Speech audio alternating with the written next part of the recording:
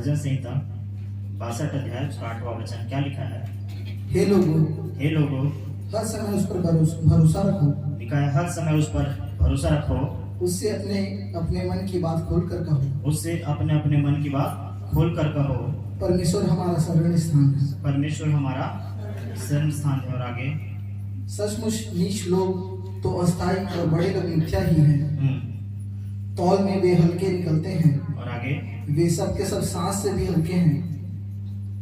अंधेर करने पर भरोसा मत रखो और आगे पढ़ते और लूटपाट करने पर मत भूलो। चाहे धन संपत्ति बढ़े तो भी उस पर मन न लगाना। परमेश्वर ने एक बार कहा है और 2 बार मैंने यह सुना है कि सामर्थ्य परमेश्वर का है। और हे प्रभु, करुणा भी तेरी है, क्योंकि तू एक एक जन को उसके काम के अनुसार फल देता है। हालेलुया, बोले यीशु मसीह की। तो यहाँ पर 8वां वचन बाइबल में लिखा है कुछ इस प्रकार से, हे लोगों, हर समय उस पर भरोसा रखो। आमीन। और लिखा हुआ है, उससे अपने अपने मन की बातें खोल कर कहो, परमेश्वर हमारा शरण स्थान है। मेरे भाई मेरे बहनों, इन दिनों में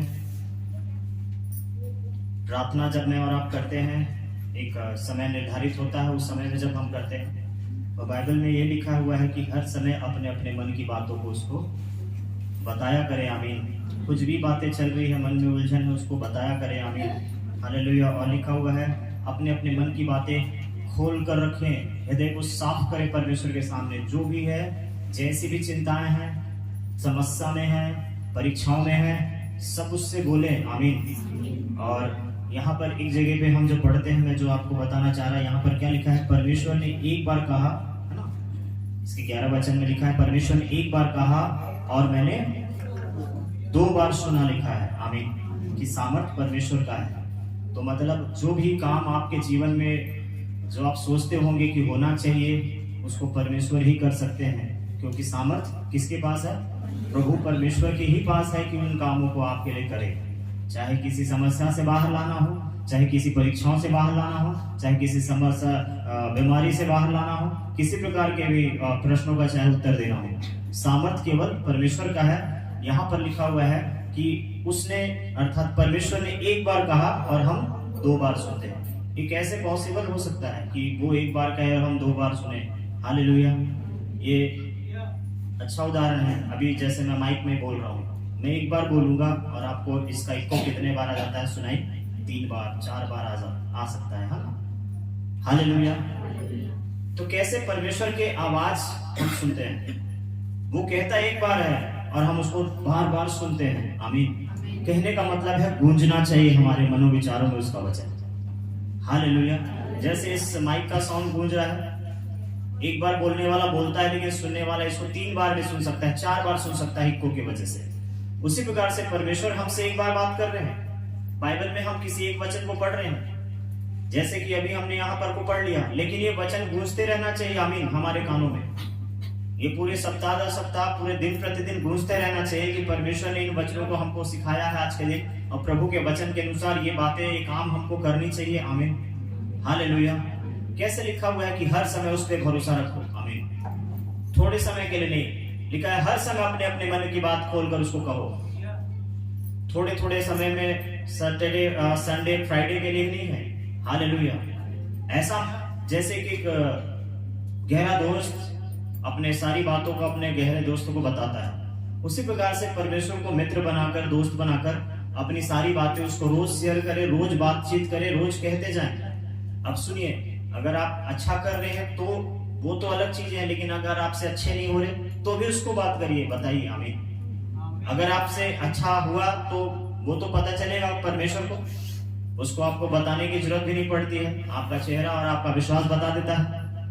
लेकिन जब आपसे कुछ नहीं बन पड़ पाता है, या फिर आपसे कुछ नहीं हो पाता अच्छा, या तो आप विश्वास में कहीं चूक जाते हैं, या तो किसी काम में चूक जाते हैं, या तो मनों में, बातों में, कर्मों में चूक जाते हैं, उसको भी प्रभु को बताइए। आमीन। उन बातों को ही परमेश्वर को कहिए कि प्रभु, मैं इस जगह पर चूक गया, ये बातें मुझसे नहीं हो पाई, मैं इस बातों को सह नहीं पाया, मैं इन बातों को समझ नहीं पाया, मैंने बातों को मैं बर्दाश्त नहीं कर पाया। ये सारी बातें परमेश्वर से कहें। लिखा है सब बातें अपने अपने मन की बातें खोलकर उसको रखो। आमीन। ऐसा क्यों है? जब यहाँ से सारी बातें जब निकलना शुरू करेंगी तो जाके परमेश्वर के वचन शब्द हमारे हृदय में गूंजना शुरू करेंगे। ये अगर भरा रहेगा, परमेश्वर क्या सिखा रहे हैं, आप पहले मन को खाली करिए, अपने मन के अंदर में जितनी बातें हैं सबको खाली कर लीजिए, तो परमेश्वर का वचन आपके जगह में हृदय में जगह पाएगा। आमीन, हालेलुया।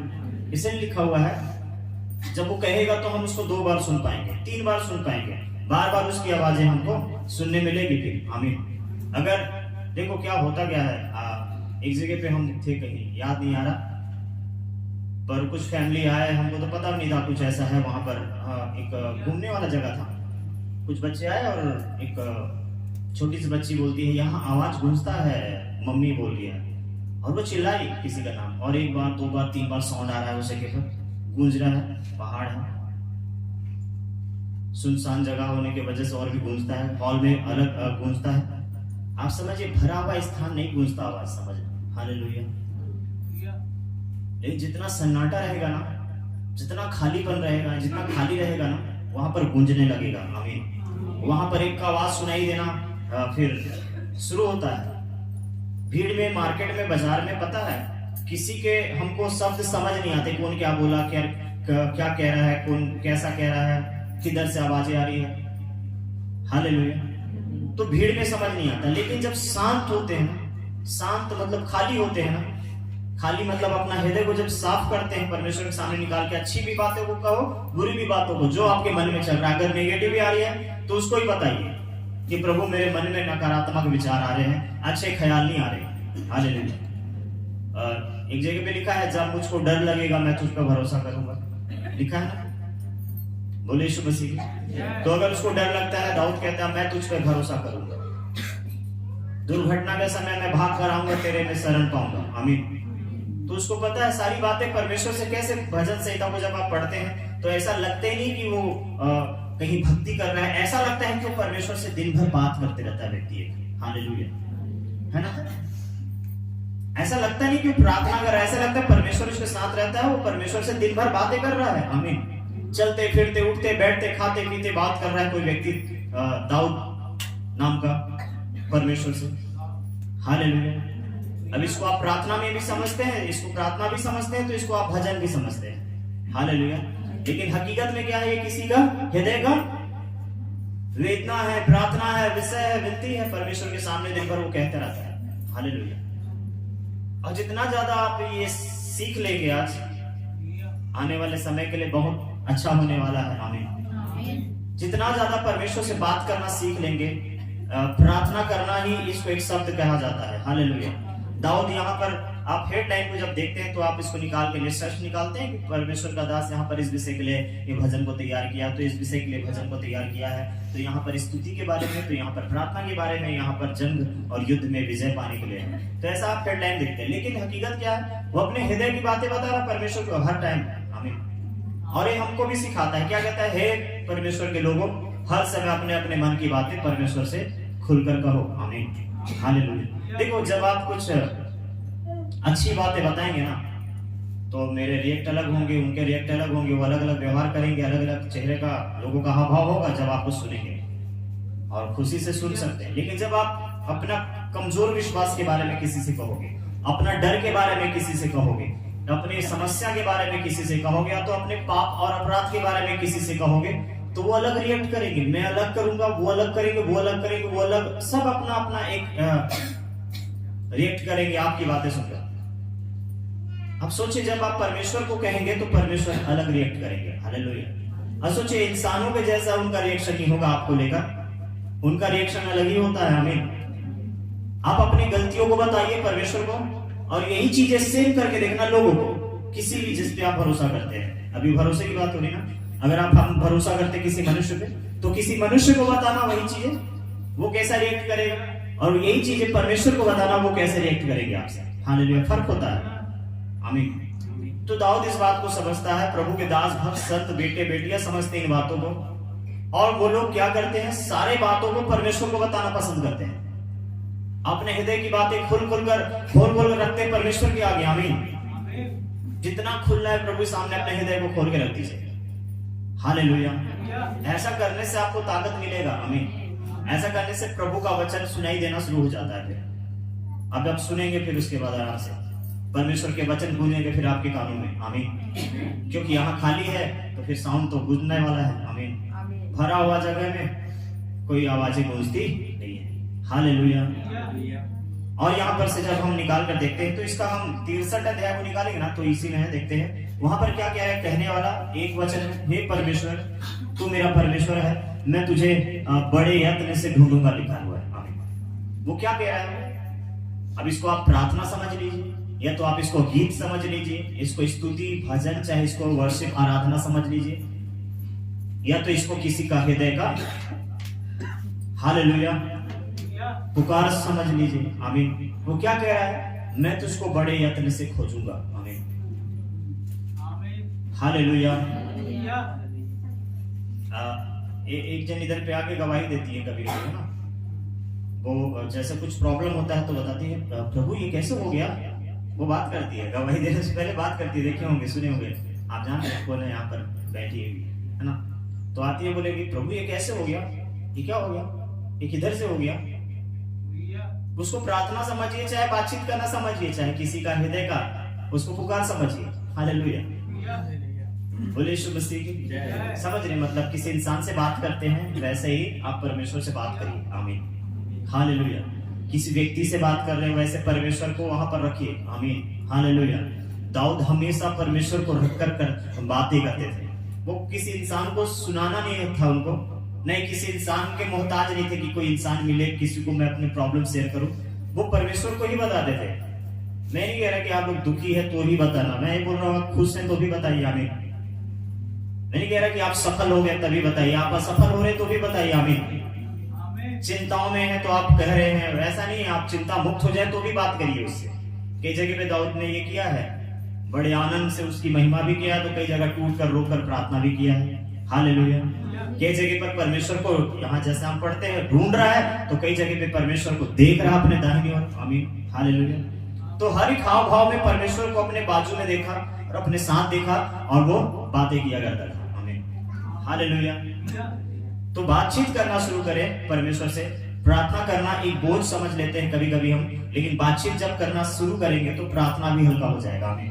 प्रार्थना बोझ नहीं बनेगा कभी आपके लिए, प्रार्थना एक हल्का सा एक आपका भाग लगेगा अपने जीवन में, और ये आपको बार बार करने में अच्छा लगेगा, फिर ये आपको बार बार करने में अच्छा लगेगा, आमीन। जैसे कि जो काम आपने नहीं किया उसका एक्सपीरियंस अनुभव नहीं आपको, लेकिन जो आप कर लेंगे तो वो काम आसान होने लग जाता है, फिर धीरे धीरे होता है कि नहीं। जो चीजें नहीं पता उसको लेकर थोड़ा टाइम लगेगा, लेकिन जैसे आपको पता चल जाता है उसको करने में टाइम नहीं लगता और आपको अच्छा भी लगना शुरू करेगा, इंटरेस्ट बढ़ेगा आपका, आमीन। और आपको कहना नहीं पड़ेगा फिर ये करिएगा, आप उसको करने में क्या करेंगे, हालेलुया, आनंद से आप आगे बढ़ेंगे, आमीन, हालेलुया। किसी को धकेलना नहीं पड़ेगा कि करो भाई प्रार्थना करो, परमेश्वर से बातचीत। मैं ऐसा क्यों कह रहा हूं? क्योंकि बहुत सारी प्रार्थना का, बहुत सारे सवालों का, बहुत सारे उलझनों का जवाब प्रभु से बातचीत करने में मिल जाता है, हालेलुया। एक ही पक्ष से बातचीत नहीं होती, इसको समझना। बातचीत दोनों तरफ से होगा। जब आप बात करेंगे परमेश्वर भी बात करेगा। परमेश्वर बात करते हैं, पर दाऊद को यहाँ पर सुनाई देता है 2 बार। वो कहता है 1 बार परमेश्वर, लेकिन दाऊद सुनता है 2 बार। ये कैसे पॉसिबल हो रहा है 2 बार सुन रहा है एक आवाज को, हालेलुया। उसका वजह क्या है, हालेलुया? उसका वजह यह है कि दाऊद के पास सुनने के लिए कोई और नहीं था परमेश्वर के अलावा, आमीन। तो उसी की बातें उसके दिमाग में गूंजती थी। हमारे पास सुनने के लिए बहुत सारे लोग हैं, बहुत सारी जगह हैं, बहुत सारे स्पीकर हैं, तो हम बहुत सारा सुन सुन के समझ नहीं आता किसको हम रिसीव कर रहे हैं, हालेलुया। पर दाऊद के पास एक ही था बोलने वाला, वो कौन? परमेश्वर। कुछ भी बातें होती परमेश्वर बात करता दाऊद से, और दाऊद के दिमाग में परमेश्वर की बातें चलते रहता, तो लोगों का तो समझ नहीं आता था उसको बातें। जब दाऊद बोले लोगों को समझ नहीं आता दाऊद क्या बोलना चाह रहा, क्या करना चाह रहा। मैं दाऊद की बात नहीं कर रहा हूं, मैं आपकी बात कर रहा हूं, हालेलुया। दाऊद अपने समय में काम करके चला गया प्रभु के पास, अब वहां आराधना कर रहा है। अभी हम यहां पर हैं। जो दाऊद हमको आज सिखा रहा है, परमेश्वर एक बात बोलता था मुझको, एक बार बोले तो मैं 2 बार सुनता था। मेरे भाई मेरे बहनों कह रहा है, मैं हर समय अपनी बातें खोल खोल कर उसके सामने रखा करता था, कह रहा है, हालेलुया।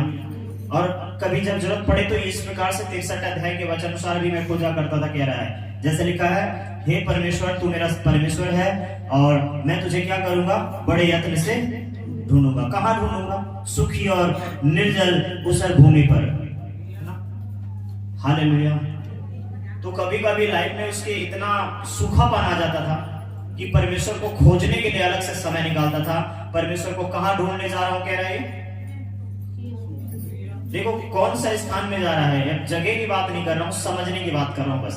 दाऊद भी यहां पर समझाने के लिए हमको कह रहा है, लिखा है वो कहां ढूंढ रहा है, सूखी और निर्जल ऊसर भूमि पर। मेरा मन तेरा प्यासा और मेरा शरीर तेरा अति अभिलाषी है। आमीन। तो कह रहा है देख परमेश्वर, मैं तुझको ढूंढने में कहां कहां दरबदर हो रहा हूं। किस तरीके से प्रभु तेरी आवाज को मैं सुनूं, किस तरीके से परमेश्वर में तेरी बातों को मैं समझूं। और परमेश्वर का खोज ही बता रहा है यहाँ पर अपने आप को। आमीन। अगर हम ऐसे देखें तो लगेगा कि एक व्यक्ति परमेश्वर को बहुत ढूंढ रहा है, यत्न से ढूंढ रहा है, भूखा प्यासा ढूंढ रहा है, खोजी के समान ढूंढ रहा है। हालेलुया। रात दिन सवेरे और सांझ को नहीं देख रहा, उसका काम देख रहे हैं कि वो ढूंढ रहा है बस परमेश्वर को। आमीन। और ज्यादा टाइम तक इसको ऐसा नहीं करना पड़ता, ये ज्यादा टाइम तक आपको करना नहीं पड़ेगा, आपको प्रभु मिलेंगे। आमीन। लिखा है जब संपूर्ण मन से तुम मेरी ओर आओगे तो मुझे पाओगे, लिखा है। आमीन। क्योंकि तुम उन दिनों में संपूर्ण मन से आओगे, लिखा है। तुम यत्न से खोजोगे और मैं तुमको मिलूंगा, लिखा है। आमीन। क्योंकि तुम पूरे मन से मेरी ओर फिरोगे। हालेलुया। तो जब आप करते हैं ऐसा, जैसे कि यहाँ पर एक व्यक्ति कर रहा है, तो आपके साथ ये होने वाला है। बोले आमीन। हालेलुया। परमेश्वर से मुलाकात, बोले यीशु मसीह की जय। तो मैं सोचता हूं कि हम क्या करें। अभी आप करते होंगे, लेकिन नहीं करते, उनके अंदर मैं बात डालने जा रहा आज कि कम से कम सप्ताह में एक बार फास्टिंग करिए, बिना किसी प्रेयर रिक्वेस्ट के। कोई प्रार्थना विषय नहीं होना चाहिए और उपवास करिए। फिर एक ही विषय होना चाहिए, प्रभु मुझको कंफर्म कर देना कि जो मैं सुन रहा है, फिर सुन रही हूं तेरी आवाज है। मैं तेरी आवाज को गंभीरता से सुनना चाहता और चाहती हूँ। मैं सिर्फ आपके आवाज को और मैं सिर्फ आपकी उपस्थिति के लिए मैं उपवास कर रही हूँ और मुझकर आपसे कुछ नहीं चाहिए। अगर मेरे मन में कहीं लालच है तो उसको निकाल बाहर कर और मुझको उपवास में इस्तेमाल कर। हमें कुछ नहीं चाहिए। सोचकर आप प्रभु को जब ढूंढते हैं ना, यहाँ एक व्यक्ति किस चीज का प्यासा है बताइए, किस चीज का भूखा है बताइए। आमीन। हालेलुया। इसको समझिए। आपको बहुत कुछ जो आप चाहिए आज प्रभु से हो सकता है। आपको अगर एक ही प्रश्न का उत्तर मिल जाए, अर्थात परमेश्वर ही मिल जाए, तो आपको बहुत सारी बातों से बाहर आ जाने में टाइम नहीं लगेगा। हालेलुया। इसको समझिए। बहुत सारी चीजों को एक साथ पकड़ने के बजाय एक चीजों को पकड़ ले। आमीन। जो सही है, बोले हालेलुया। और वो है बिना किसी स्वार्थ के सिर्फ यीशु को भूखे और प्यासे के समान खोजिए। हालेलुया। इन अंतिम युगों में जबकि माहौल और बुरा होते जा रहा है, और भी होगा, इसमें कोई शक नहीं, और आपका परमेश्वर के साथ नजदीकी रिश्ता होना चाहिए। आमीन। हालेलुया। आपका परमेश्वर के साथ गहरा दोस्ती हो जाना चाहिए। बोले यीशु मसीह की बातचीत करने वाला दोस्ती हो जाना चाहिए। चलते फिरते उठते बैठते बातचीत करने जैसा दोस्ती हो जाना चाहिए। हालेलुया। मेरे भाई मेरे बहनों, जब आपके फोन पे किसी का कॉल आता होगा, आप अटेंड करते हैं, और जब आप अटेंड करते हैं आप बात करते हैं, पहचान निकल ही आता है अगर नहीं भी पहचानते होंगे तो, क्योंकि आपका नंबर अगर अगले के पास है, अगर आपसे कॉल करके बात कर रहा है तो कुछ तो बात होगी, जो अपना हृदय का बात, अपने मन का बात, अपने परिवार का बात, अपने काम का बात रखेगा। हालेलुया। और आप सुनते हैं, दोनों तरफ से सुनना होता है, समझिएगा। हालेलुया। आप हेलो कहते हैं तो फिर बोलना शुरू करता है, परिचय देगा अपना। हम इंसान लोग आपस में बातचीत करना जानते हैं, जबकि सही नहीं है। फिर भी परमेश्वर से जब आप ये करते हैं तो परमेश्वर हमसे क्यों बातचीत नहीं करेंगे? हालेलुया।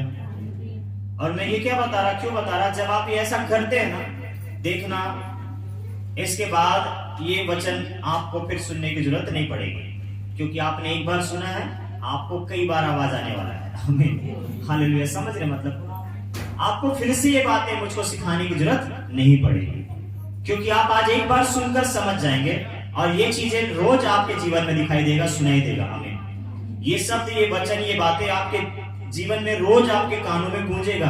अगर आज आपने सुन लिया और समझ लिया तो बोले आमीन, हालेलुया।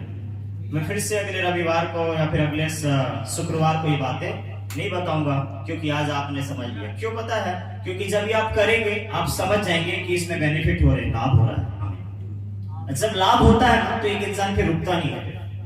जब फायदे होता है ना तो एक इंसान रुकता नहीं है, चुकता नहीं है, वो आगे बढ़ेगा। हमें हालेलुया, बोले यीशु मसीह की। मान लो ऐसे करके रास्ते में जा रहे हैं, कहीं 50 करोड़ कहीं 100 करोड़, तो आप वापस नहीं आएंगे, आप सोचेंगे और आगे बढ़ता हूं। नोट तो मिले रहे हैं, देखते 50 मिला आगे, फिर 100, 4-5 बार अगर कुछ मिल गया किसी को तो उसके अंदर एक जिज्ञासा हो जाएगा, नहीं नहीं और तेजी से आगे बढ़ेगा, दिखते हुए आगे बढ़ेगा। मानो उसको लगेगा कि रास्ता पैसे से भरा हुआ रास्ता है, रास्ते भर पैसे मिल रहे हैं, रास्ते भर पैसे कहीं न किसी के गिरे होंगे। और आपके अंदर होगा अभी 50 मिला, 100 उधर से, 500 इधर से, 4 बार 5 बार आपने उठाया, आप वो रास्ता पूरा छोड़ेंगे नहीं, पूरा दूर तक जाएंगे आप। हालेलुया, भले ही उसके बाद आगे ना मिले लेकिन आप पूरा खोजी हो जाएंगे। बोले यीशु मसीह की। काम करते, मेहनत करते ना सभी हम लोग, घर पे बाहर पे जॉब करते हैं, 7 घंटे 8 घंटे हम सब करते हैं, काम करते हैं, ठीक है। अगर आपको यहाँ पर परमेश्वर बोले घुटने टेको, मैं तुमको आशीष दूंगा, आमीन, है ना। और अब यकीन कीजिए जब आप प्रार्थना में बैठते हैं तो आशीष आपके ऊपर बरसता रहता है, आराधना करते रहते आशीष बरसता रहता है। हालेलुया। उपवास को बाद में लाइएगा फिलहाल तो, ठीक है, उपवास को बाद में, पहले प्रार्थना करना सीखेंगे। बोले यीशु मसीह की। अगर उपवास करूँ प्रार्थना करना ना जानूं तो फिर उसका भी अर्थ नहीं होता है, इसको समझे। आपको पता है यीशु 30 साल पूरी फैमिली में रहे, परिवार में रहे 30 साल। बाइबल में ये नहीं लिखा है कि कहीं पर उपवास करते हमने उनको देखा होगा, है ना, सही है ना। बोले यीशु मसीह की। वो क्या हो रहे थे पहले? वो फिजिकली स्ट्रांग हो रहे थे, बोले आमीन। वो मेंटली स्ट्रांग हो रहे थे, बोले आमीन। समझ रहे मतलब? वो दिमाग से मजबूत हो रहे थे, मतलब सीखने समझने के योग्य बन रहे थे। शरीर बढ़ता है तो बुद्धि भी बढ़ना चाहिए, बोले आमीन, है ना। अगर शरीर बढ़ रहा है, एक व्यक्ति का बुद्धि नहीं बढ़ा तो हम उसको क्या कहेंगे? अभी भी बालकों जैसा बात करता है, लिखा है ना, बालकों सा मन है। समझिए, समय के हिसाब से बाइबल कहता है गुरु हो जाना चाहिए। ये नहीं बोला गुरु बन जाओ, बोला गुरु हो जाना चाहिए, मतलब सिखाने वाला बन जाना चाहिए समय के हिसाब से। बोले हालेलुया, है ना। तो बाइबल क्या सिखाता है? सबसे पहले यीशु क्या करते वहां पर? शारीरिक रूप से मजबूत, ऐसा लिखा है बाइबल में, आप पढ़े होंगे तो। लिखा है बुद्धि में, टिलडॉल में, परमेश्वर के अनुग्रह, मनुष्य के अनुग्रह में वो बढ़ता रहा। टिलडॉल मतलब किस चीज का बात हो रहा है? आत्मा का बात हो रहा है कि शरीर का बात हो रहा था? शरीर का बात हो रहा था। बुद्धि और शरीर में यीशु बढ़ते रहे, परमेश्वर के और मनुष्य के दोनों के अनुग्रह में। वहां पर सिर्फ परमेश्वर का नहीं लिखा हुआ है, मनुष्यों का। मतलब एक समय होता है कि आपको परमेश्वर की सुनने के लिए मनुष्यों के साथ संगति करना पड़ता है और पास्टरों के साथ आपको चलना पड़ता है, उठना बैठना या फिर सुनने के लिए, बातचीत करने के लिए संगति अटेंड करनी पड़ती होगी, चर्च अटेंड करना पड़ता होगा। लेकिन फिर एक टाइम जब आप धीरे धीरे मैच्योर हो जाते हैं, समझने लग जाते हैं, फिर आप पास्टर की एक बातें सुनेंगे और आपको वो बार बार रिपीट कराने की जरूरत नहीं पड़ती। आप समझ जाते हैं कि वो बताना क्या चाह रहे हैं। हालेलुया, आप समझिएगा। जैसे जैसे आप आगे बढ़ते जाते हैं आप समझ जाते हैं कि अभी जो प्रचारक है, प्रचार किया है, वो क्या समझाना एक्चुअल में चाह रहे हैं। आमीन। और आपको देर नहीं लगेगा, सच ऐसा बाइबल में लिखा हुआ है। आमीन, हालेलुया। जैसे कि यीशु कई बार दृष्टांत का इस्तेमाल करते थे। चेले लोग अलग से आकर पूछते थे तो प्रभु उनसे कहते थे कि उनको समझ नहीं है पर तुमको समझ है। तो संसार पूछ सकता है, उनको समझ नहीं है, 4 बार पूछेंगे, 5 बार पूछेंगे, परमेश्वर उनको बताना पड़ता है, बताएंगे वो। लेकिन चेलों को क्या कह रहे थे? प्रभु तुमको तो समझ दी गई है। ऐसा लिखा है कि नहीं? लिखा है कि तुमको तो समझ दी गई है स्वर्ग राज्य के भेदों के बारे में। उनको नहीं है समझ, हालेलुया, बाहर वालों को। तो समझिए, हम परमेश्वर के जो शब्द को सुनते हैं हमको पता चल जाता है परमेश्वर इस विषय में हमको क्या समझाने की कोशिश कर रहे हैं, क्या समझाना चाह रहे हैं। दिन भर वो इसी काम में लगे रहते हैं, पवित्र आत्मा। सुनिएगा अब फिर क्या है? जैसे कि यीशु बढ़ते रहे, शरीर में बढ़े, बुद्धि में बढ़े, उसके बाद वो किसी काम को करने के लिए आगे आए। आमीन। अब देखिए, वो सबसे बड़ा काम करने आए थे धरती पे। जो ना मैं कर सका, ना जो आप कर सके, ना जो कोई कभी कर पाएगा, ना कभी कोई कभी किया होगा।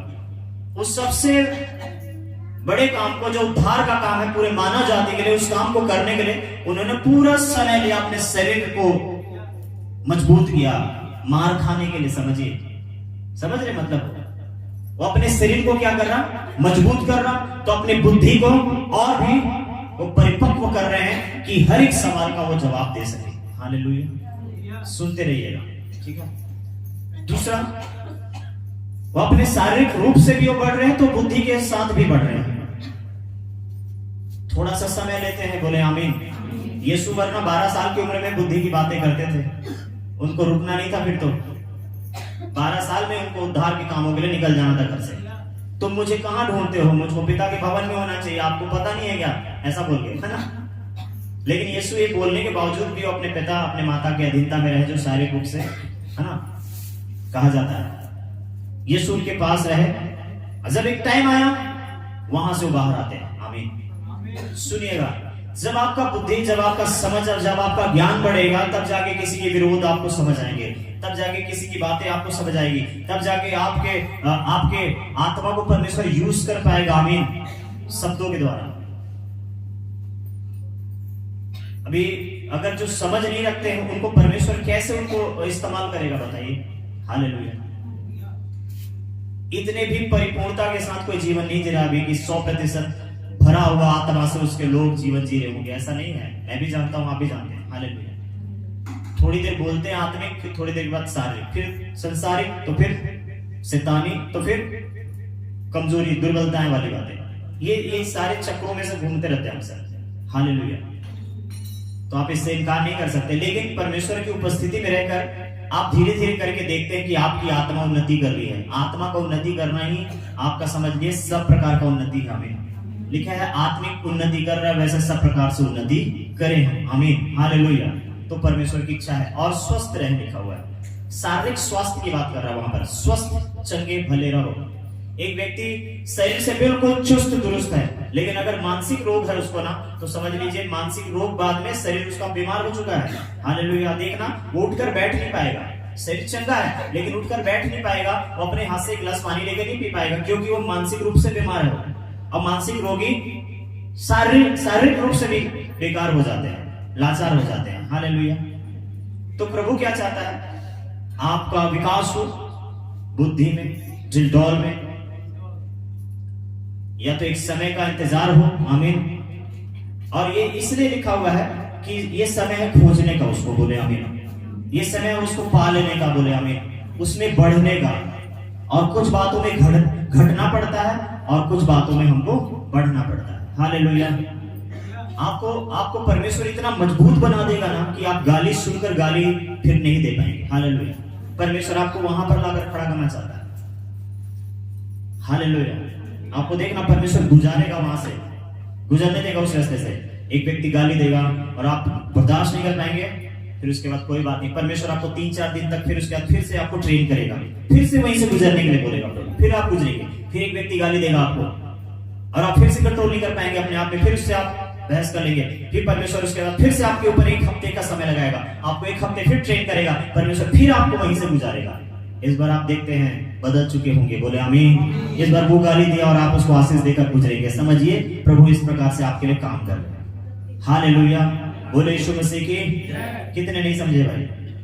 तो परीक्षाएं से ऐसे गुजरते हैं लोग, परखे ऐसे जाते हैं लोग। कौन सा परख का बात करता है परमेश्वर? यही सब परीक्षाएं मेरे लिए और आपके लिए, जो मसीह यीशु ने इन सब सारी बातों से होकर, वो गुजर कर उद्धार के लिए हमारे लिए वो क्रूस पर बलिदान हुए। अब मसीह लोगों का भी रास्ता तो यही है, अलग रास्ते में से गुजरना है क्या भाई? हमको रास्ता तो एक ही है, बाइबल में लिखा है यीशु का रास्ता।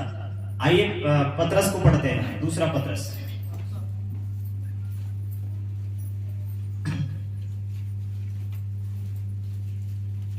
दूसरा पतरस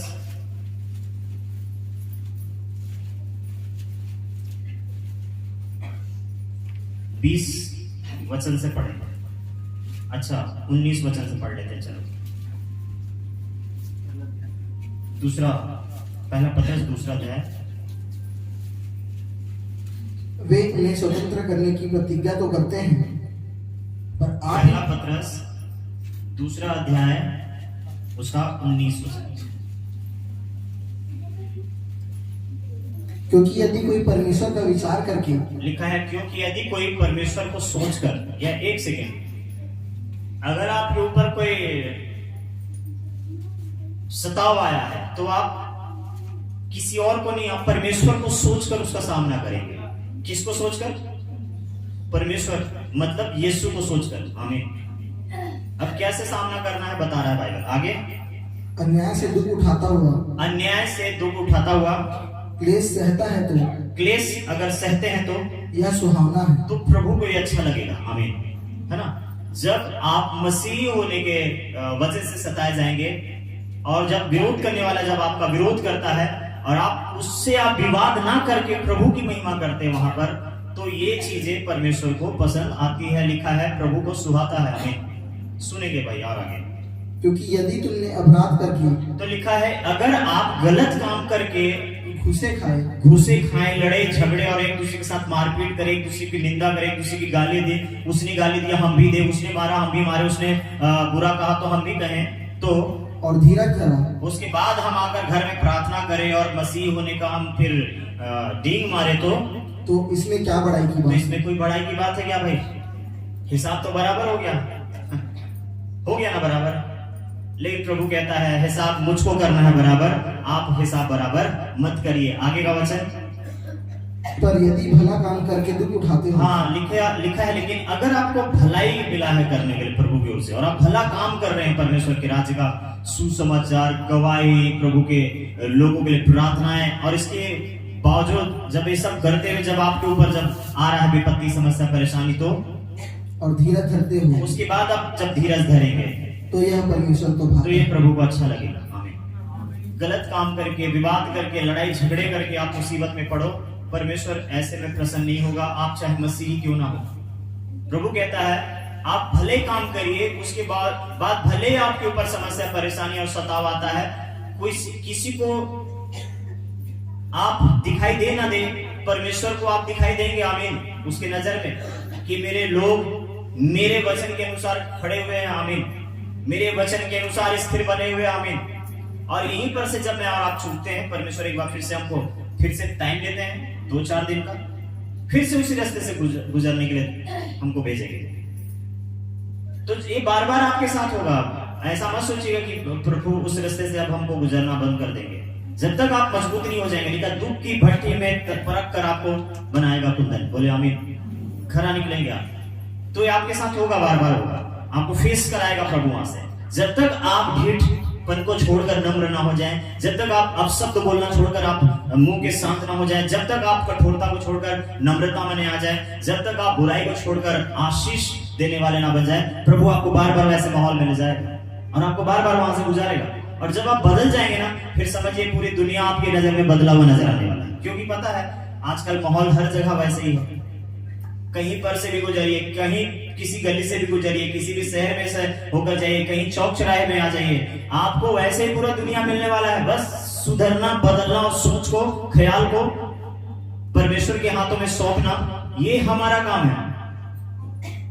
आपको एक व्यक्ति आपके सामने हो सकता है चुप हो जाए, आप सोचिए पूरी दुनिया को मैं चुप करा दूं तो पॉसिबल है क्या भाई?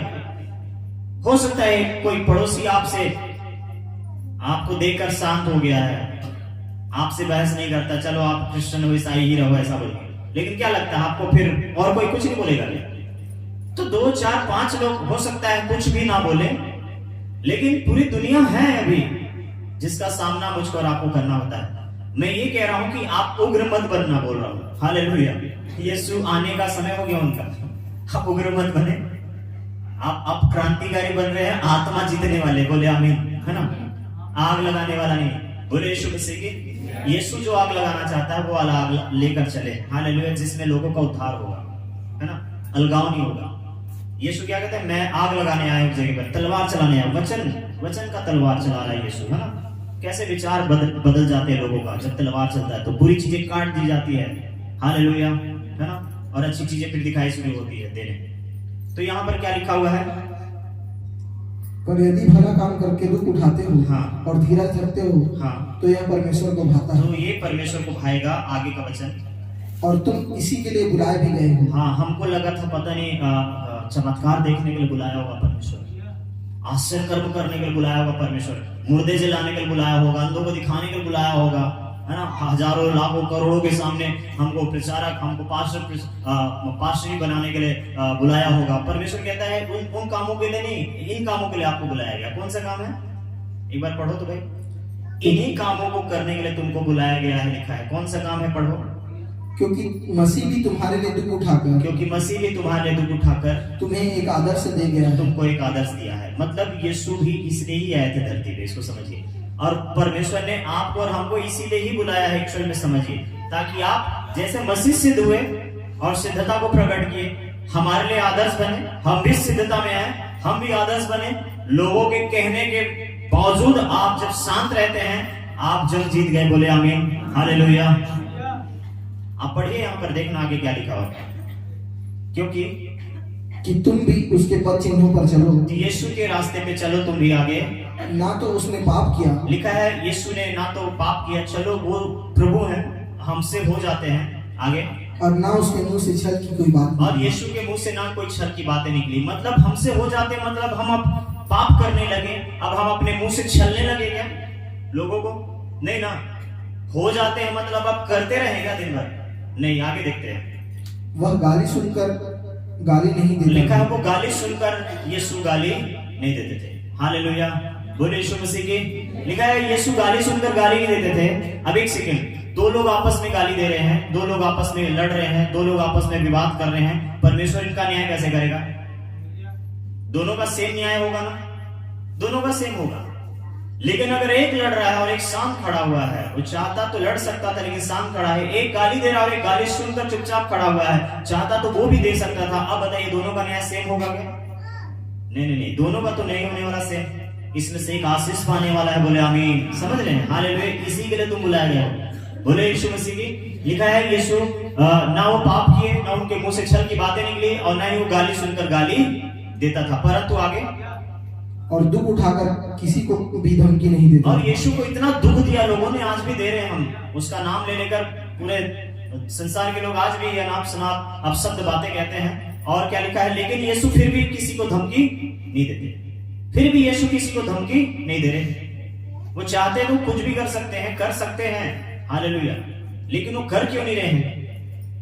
मैंने अभी बताया, आप गाली दे सकते हैं लेकिन आप नहीं दे रहे हैं, यही तो आपको आशीष देगा। बोले आमीन। आप चाहे तो किसी की निंदा कर सकते हैं, लेकिन आप नहीं कर रहे हैं, वो सामने वाला कर रहा है, करने दीजिए, लेकिन आप शांत हैं। इससे क्या हो रहा है? आप आशीषित हो रहे हैं। आमीन, हालेलुया, बोले यीशु मसीह की। और आगे, पर अपने आप को सच्चे न्याय के हाथ में सौंपता तो है। यीशु परमेश्वर को सोचकर सारा दुख उठा लेते थे। हालेलुया, किसको सोचकर? आपको भी यही करना है। यीशु परमेश्वर के हाथ में अपना सब कुछ सौंप देते थे। अब उनको भी पता था कि मैं गलत नहीं हूं, फिर मेरे साथ गलत किया जा रहा है, प्रभु ऐसा बोल रहे हो। लेकिन इसका मतलब ये नहीं कि वहां पर वो विवाद कर रहे हैं, किसी से सामना कर रहे हैं। लिखा है बुराई का सामना मत करो, परंतु भलाई से बुराई को जीत लो। हालेलुया, बोले आमीन। तो यीशु क्या करते थे? अपना सारा परेशानी, चिंता, डिप्रेशन को परमेश्वर को सौंपते थे। प्रभु आप खुद ही न्याय करना, आप खुद ही जानते हैं कि यहाँ पर मैं क्या किया, और सामने जितने भीड़ है, लोग हैं, सिपाही सैनिक है, वो लोग मेरे साथ क्या कर रहे हैं, आप जानते हैं बखूबी। मैं क्या बताऊं, आप खुद देख रहे हैं। हालेलुया, मैं तो बस चुप रहूंगा जिसके लिए आपने मुझको भेजा। ये अब ऐसा नहीं है कि वो अन्याय सह रहे हैं, वो परमेश्वर की इच्छा पूरी कर रहे हैं। हालेलुया। देखिए, ऊंचे आवाज करके, चिल्लाने से, चीखने से परमेश्वर के सामने हम सही नहीं हो जाएंगे। हालेलुया। अगर आप झूठ बोल रहे हैं, अगर मैं गलत हूं, अगर हम गलत हैं या फिर विरोधी हैं, तो हम सही साबित नहीं हो जाएंगे ऊंची आवाज में चिल्ला देने से। हालेलुया, किसको समझ? आप शांत रह के भी सही साबित हो सकते हैं। बोले यीशु मसीह, बोले हालेलुया।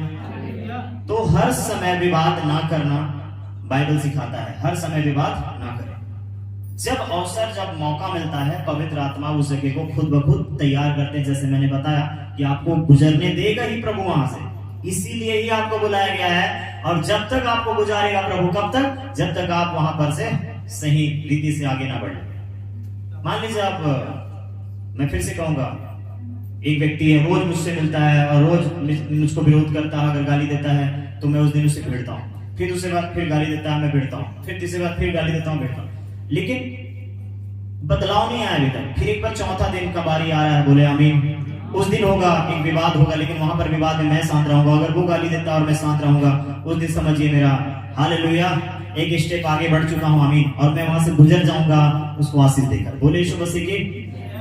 जैसे कि मैंने बताया अभी एक आदमी शांत हुआ है। जब इस एक आदमी को अगर आप बर्दाश्त कर लोगे तो आने वाले और भी 2-4 मिलेंगे, उनको भी धीरे धीरे कर ही लोगे। हालेलुया। फिर और आप आपके सामने बहुत सारे लोग भी आने लगेंगे धीरे धीरे करके, आप उनको भी बर्दाश्त कर ही लोगे। हालेलुया। आप उदासी का, मायूसी का रोना नहीं रोएंगे। परमेश्वर के बेटे बेटियां ये नहीं बोलकर रोएंगे प्रभु ये क्या हो रहा है मेरे साथ, मैं इतनी प्रार्थना करती हूँ, उपवास करती हूँ, तक मानसो तो लता बोला काम मिला थे, गाली मिला थे। अब ये रोना नहीं रोएंगे आप अपने आप में क्या सोच रहे हैं?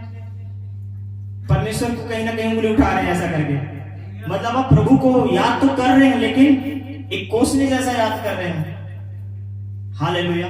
बाइबल में क्या लिखा है? जब तुम्हारे साथ ऐसा हो तो कैसा रिएक्ट करना है? उछलना है लिखा है, आनंदित होना है लिखा है। जब तुमको कोई बुरा कहे तो क्या करना? तुम उछलो लिखा है, आनंदित हो जाओ लिखा है। आमीन। और हम लोग के साथ जब कोई बुरा करता है तो हम ऐसा कर पाते हैं क्या? जब तक आप वो नहीं करना सीखेंगे, मैं और आप वो नहीं करना सीखेंगे, प्रभु आपका परमेश्वर है उसी रास्ते से आपको गुजारता रहेगा। जिस दिन आप उछल कर आनंद मनाना सीख लिए, समझ लीजिए आप एक स्टेप आगे बढ़ गए हैं। बोले आमीन, है ना? तो अपना वहां पर ये मासूमियत का वहां पर ढोंग नहीं दिखाना भाई। परमेश्वर के लोग मजबूती से वहां से पास करके आगे निकलते हैं, आशीष देकर निकल के, रोते हुए नहीं जाते हैं कि मुझको वो ईसाई बोला, मुझको वो मसीही बोला, वो मुझको कृष्ण बोल दिया। हालेलुया। अगर बोल दिया तो आशीष दो, खुशी से धन्यवाद करो कि प्रभु धन्यवाद हमको आपके साथ जोड़ा जा रहा है। खुशी से आनंद मनाइए इसके लिए। आमीन। कि प्रभु के साथ आपका नाम जोड़ दिया गया है। बोले आमीन। यीशु के नाम के साथ आपका नाम जोड़ा जा रहा है, ये तो खुशी की बात है। मैं नहीं कह रहा जबरदस्ती है आपके साथ, कभी भी आप करो, जब होगा तब की बात कह रहा हूं, तैयार रहो। बोले आमीन। हालेलुया। अगर कभी कोई ऐसा कह भी देता है तो आप वहां पर उलझ मत जाना, बोल रहा हूं, खड़े होकर रतो का कहा थे, ऐसा मत करो, आगे बढ़ो भाई। बोले यीशु मसीह की। तो ये करने के लिए जब आप रुकोगे तो वहां विवाद होगा ही होगा। जैसे मैंने बताया कि एक जन हो सकता है शांत हुआ, लेकिन अभी पूरी दुनिया बाकी है। अभी एक जन का उद्धार कर दिया यीशु, फिर चले गए क्या स्वर्ग? चले गए क्या? उसका आत्मा है ना अभी धरती में। एक एक लोग जब तक सुधर नहीं जाएंगे उसका आत्मा काम करता है। आमीन। हालेलुया। उसी प्रकार से मेरे भाई मेरे बहनों, जब तक पवित्र आत्मा काम करेगी, कब तक? जब तक यीशु ना आ जाए। जब और यीशु के आगमन का समय यीशु जानते हैं कि वो कब आएंगे। अधूरा काम के टाइम पे नहीं आ जाएंगे, अभी पूरा ही नहीं हुआ काम और आ जाएंगे यीशु। एक जगह पे कुछ लोग बोल रहे हैं यीशु को तो पता नहीं है, पुत्र को तो पता नहीं है कब आएगा धरती पे। परमेश्वर को पता है ना भाई कि कब वो आएगा। पुत्र से पूछ लोगे आप चेले लोग, परमेश्वर से पूछिए। बोले आमीन। हालेलुया। समझिएगा। तो परमेश्वर कौन है? यीशु नहीं है क्या? उनको नहीं पता क्या क्यों कब आने वाले हैं? वही तो बता रहे हैं कि धन्य है वो दास जब आधी रात को जब उसका स्वामी आया और काम करता हुआ पाया जाए। उसको नहीं पता कब आने वाला है, उसको पता है हमें। हालेलुया। कुछ चीजें आपको नहीं बताना चाहता वो, जिस चीजों को पतरस को डांट के चुप करा दिया, बोला तुझको क्या इससे, तू मेरे पीछे चल, ये मेरे आने तक ठहरा रहे, तुझको इससे क्या? यूहन्ना के बारे में बोला ना। हालेलुया। तो कुछ चीजें परमेश्वर आपको नहीं बताना चाहता है, अपने आने का टाइम नहीं बताना चाहता है, लेकिन वो चाहता है कि आप वेट करिए उसके आने का। आप चाहते हैं कि वो जैसे जानते हैं कि वो आने वाला है, वैसे आप वेट भी करना सीखिए, और वेट करते करते वैसे आप परिपक्व भी होइए, सिद्धि भी बनिए, यीशु के लिए तैयार होते रहिए। आमीन। हालेलुया। अगर आपको तैयारी का दिन बता दिया जाए ना, तो फलाना तारीख को यीशु आने वाले 2024-25 में आ रहे, फलाना तारीख को फलाने जगह पे यीशु दिखाई देने वाले हैं, तो आप बेफिक्र रहेंगे और उसी दिन आप रेडी होंगे। फिर देखना जैसे होता है ना, जब सीजन आता है, क्रिसमस आता है, ईस्टर आता है, तो आप तैयार होते हैं। बोले यीशु मसीह की। और कुछ लोग 40 दिन का उपवास करते हैं ना, 10 तारीख से स्टार्ट हो रहा है भाई इस बार। आप लोग करना चाहो तो जिसको उभारे प्रभु कर लेना। हालेलुया। फरवरी 10 से हो रहा है और मार्च के 29-31 में शायद समाप्त हो रहा है ईस्टर। ठीक है, तो ऐसा करके 40 दिन हो जा रहा है। कुछ लोग पूछ रहे थे मैसेज करके कि पूछ रहे थे ये 40वां रखना चाहते हैं भैया, कब हो रहा है स्टार्ट? तो उनके लिए भी मैसेज है, 10 फरवरी से स्टार्ट है। ठीक है, और उस दिन हमारा उपवास प्रार्थना का भी दिन रहता है, बढ़िया है। और याद रखिए, जथा शक्ति तथा भक्ति समझ रहे ना, जैसी शक्ति उतनी करना भाई भक्ति, हॉस्पिटल नहीं पहुंचाना। बोले यीशु मसीह की। परमेश्वर को सबसे ज्यादा दुख लगे, मैं देने आया था तो लेने चला गया कहेगा। बोले यीशु मसीह की। मैं सोचा मैं दूंगा सामर, तू घर से जाके ग्लूकोज चढ़ रहा है, इसको बोलेगा प्रभु, अच्छा लगेगा क्या? नहीं। तो जैसी शक्ति, उपवास आप कर सकते हैं, लेकिन आप टाइम को बड़ा ध्यान दिया करिए। आप उस टाइम को एक्स्ट्रा मत बढ़ाइए जबरदस्ती का। आखिर का 4 घंटा ज्यादा महंगा पड़ जाता है, थोड़ा थोड़ा करके आगे बढ़िए, अच्छा रहेगा। आप 40 दिन करिए, 40 दिन में भी थोड़ा थोड़ा बढ़ सकते हैं। आप पहले दिन से बोलेंगे रात को 12 बजे खाना खाऊंगा, तो ऐसा पहले दिन से मत करिए। आप ठीक है, आप कर ले रहे हैं, आप मजबूत लोग हैं, लेकिन आप अंदर से नहीं देख रहे कि कहीं से कुछ नुकसान भी हो रहा है। हालेलुया। और नहीं, यीशु को हम देखते कि उपवास ही उपवास करते हुए दिखाई देते यीशु हर जगह। हालेलुया। बोले यीशु मसीह की।